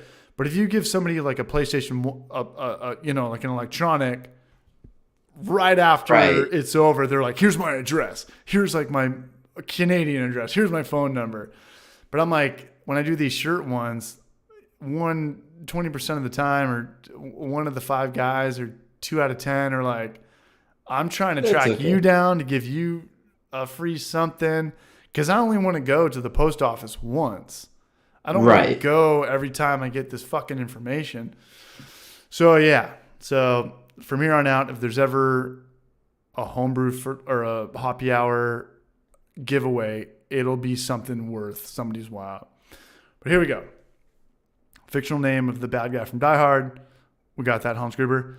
The name of the band, and I probably wouldn't know this unless this was one of my favorite movies. The name of the band, this could be the name of the bar too. The name of the band from the movie Roadhouse with Patrick Swayze. Never seen it. Yeah. You haven't? Okay, but here's the thing. Somebody in the chat will know. Looks like Goose maybe have it. Smash Mouth. No, it's not that. No. Wow, what a weird guess from Goose though, because they're local to me. I know exactly who they are. But Double Deuce is the name of the Double Deuce is the name of the bar. Mr. Gibson. Mr. Gibson. Yeah, that should have been it. I think Chris Vodka's onto it. I don't even know the answer, but I do know that it's. You have a question I'm the worst for trivia, but you don't of all time. Yeah. I got a trivia question. I'm the worst motherfucker ever. I got one. What is the? And then they give you an answer like, I don't know. What it is? Well, it was the blind guy that died. Remember the blind guy, the albino blind guy, Johnny Winter or something. Oh, he wasn't blind, but yeah, he's definitely albino. Oh, he was definitely blind. He was more, the Winter Brothers. The guy who plays in the band in Roadhouse is definitely blind. Maybe in the movie, but not in real life. Jeff Healey. Oh no, he's definitely blind in real life too. I thought you meant Johnny Winters. Sorry. It's not Johnny. It's Jeff Healey. That's what I meant to say. Zach Pearson, help me out. Am I Jeff Healey band? The Jeff Healey band. Well, because is he albino as well? Okay, so who won right now? Okay, so somebody won because that's the answer to the question. The name of the band from the movie Roadhouse is the Jeff Healey's band, so it's Joe Newberry. Or do you give it to Zach Pearson? That's what you guys are here for. It's Jeff Healey. Do we take Jeff Healey or the Jeff Healey band? I'd take Jeff Healey. Oh, the Zach. I've never seen the movie, so It doesn't matter if you've seen the movie. Google it. No. But I'm saying like go to the judges. Did he have it close enough? You know, like. Yeah. Jeff Healey. Yeah. Is it actually called the Jeff Healey Band? Well, yeah. Would you say like, hey, who was the song? Oh, Dave Matthews. And like the next guy's like, no, it's the Dave Matthews Band. He wins. It's like, well, it's kind of the same fucking thing. Oh, yeah. What's on the album? What? Like it's like it'd be like, do you write Jeff Healey or Jeff Healey's Band on the album cover? I think we're thinking too much into it now. I think. Yeah. He doesn't even, does he the high five? I think we're just overstepping our bounds. Yeah. Hundhoot Brewhouse, the Jeff Healey Band. And we could leave this podcast up tonight, right? Nobody did anything stupid. Nobody. Oh, yeah. No questions asked, right? I'm just leaving them up from here on out. We're just leaving them Usually up. it's my fault. Something I No, say. usually Like, it's my fault. Usually it's my fault. But we killed it tonight. Cannibal. I got You're a boy. What do we got? Where's this shirt from? What is the brand of this shirt? Or yeah, It's something tells me it's from a fictional movie. Some sort of chipmunk or I'm going with chipmunk, but I have no idea where it's from. What up, John? I'll write it in I'll write it in our Discord chat. So people are saying Bucky's. Beast and the Beast got it. Is that like? Did he? Oh, is that's the restaurant chain? Bucky's. It's the like famous gas station like here in Texas. They're like. Well, Mandy's dad's from Texas. She kind of might know some of that. I don't know shit. So Bucky's is like Awesome. like a chain like gas station, Awesome. and they're known for having like the cleanest bathrooms, and then they also have just like everything you can think of in like their shop. Like it is a huge shop. Like YouTuber do like, something. you can buy a smoker there. You can buy deer feed. You can buy like Bass Pro Shops. equipment. Like it's like a Bass Pro Shop, but it's a gas station stop. You can also fuel up your truck. You can fuel up your car, truck, whatever, and then you can also get whatever snacks, sandwiches, barbecue, Dude, like this sounds, all of. This sounds They have like some laundry down. turkey too. This sounds like where Seabass would hang out from Dumb and Dumber, man. Like if you like me, 2:30 Here's in the a morning. trivia question. All right, anybody know his name? Who played Seabass? No. Who played Seabass in No. Dumb and Dumber? Cam Neely from the Boston Bruins. Really? Yeah, and now he's actually like the GM of that team. Mandy's getting tired. Mandy, do you have anything for us? Oh, sorry. What do you got for us? Nothing. I had a good time. No. Let's get out of here. Mandy, from left to right. We're not going by alphabetical order anymore. What'd you change your name to? Oh, yes? Oh, Money Man. Money Man? I'm like, how'd you end up on the right? Brown Man Brewing would still be on the left. Like, what'd you fucking do? I would still be left with you. Mandy, what I tried to put Muhammad, but there's already so many of that, so I was like, oh, okay. Can't do that one. There's a lot of Mohammeds. That's not my joke to tell. My skin tone is too melanin. That's all you, man. You crack the airport, getting pulled over jokes. I'll leave that you. Those are all your jokes, man. Me, I'll just laugh at them for you. Laugh at my pain. I mean, the first time you were on, I was talking about going to the airport, and you were like, "Yeah, I get pulled over all the time," and I was like, Yep. "Oh shit!" Random checks. Yeah, random checks. Yeah, bunny ears checks. Yeah, right. But you cracked me up, bro. Mandy, what do you got? Anything you want to promote outside of just getting people hopefully to subscribe to your channel? Or is there any foundation or social media or anything while we still got 55 people here? Yeah, I don't know. I mean, I have my YouTube and Instagram. That's about it. I'm not very social media savvy necessarily. I highly recommend promoting YouTube over Instagram. Yeah, that's really about it. Okay, so check out Faywood Mead on not Instagram. No, what do you got? In terms of what? I missed the question.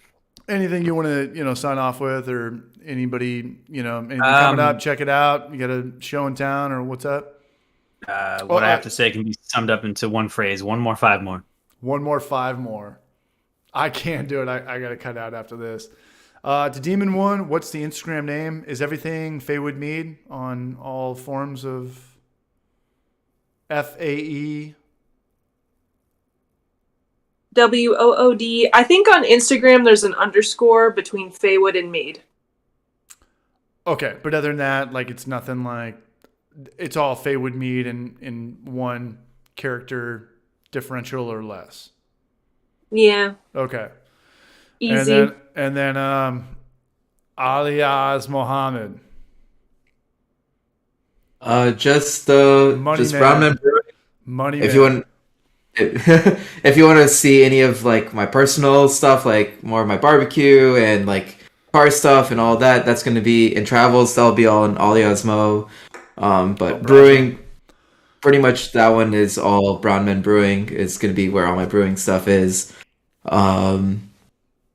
And we should have shirts coming out soon, whether it be through Teespring or if I decide to go through someone to make them here and distribute them myself. So, Alias, we'll talk off this. I think that we'll collaborate on the YouTube side and we'll just go from there. But this is cool. Sounds good. Yeah, this is great. Guys, does this feel like it's been 2.5 hours? This is almost the length of a whole NFL football game. And it's still more interesting. We did it. I'm going to anger so many people with that one. What'd you say? I said it was more interesting. You're an NBA fan. No one gives a shit about the NBA, man. I'm not even. There's nobody on planet Earth that cares about the NBA. All right, guys. Well, hey, we've got an NBC left. Let's get out of here. And thanks to everybody who's here in the chat, as always. And I want to give a shout out to Demon One again for supporting the channel. He bought a Clawhammer system, and that's awesome. And you got to realize kind of what Alias was saying earlier is you got to kind of work with the punches. Noam, you've bought your system. Man, you have a system. I've had a system. It's not all perfect. It's not going to work exactly how it is for 10 years and running. It's like a car. You got to kind of have some tune-ups and figure out some calibrations and makeshift stuff. And those things do make you a better brewer. Kind of teaches you some shit on the fly. Oh, I want to give a big shout out to Chris Vodka as well before we head out. Chris Vodka from Hampshire. Thank him again for the awesome design and everything. Yeah. For both the shirt designs and the new logo. Yeah. Vodka's in New Hampshire, is that what you said? Vodka's in Nebraska. No, I just want to give him a shout out. He's not in New Hampshire, I don't think. No, I'm going to drive over to his house right now. I heard. I'm going to show up, see what happens. All right, everybody, let's get out of here. Hey, thanks, guys. Good night. This is fun. This is cool. All right, everyone get home safe, which means roll over to your bed in 10 seconds. And let's light this crowd candle. We'll have a good night, man. Later, Endo Finera 83. We're out of here. Thanks, guys. I'm killing this whole computer. Thanks again, Mandy. Bye. Peace, Cheers, guys. y'all. Bye. Nice meeting you.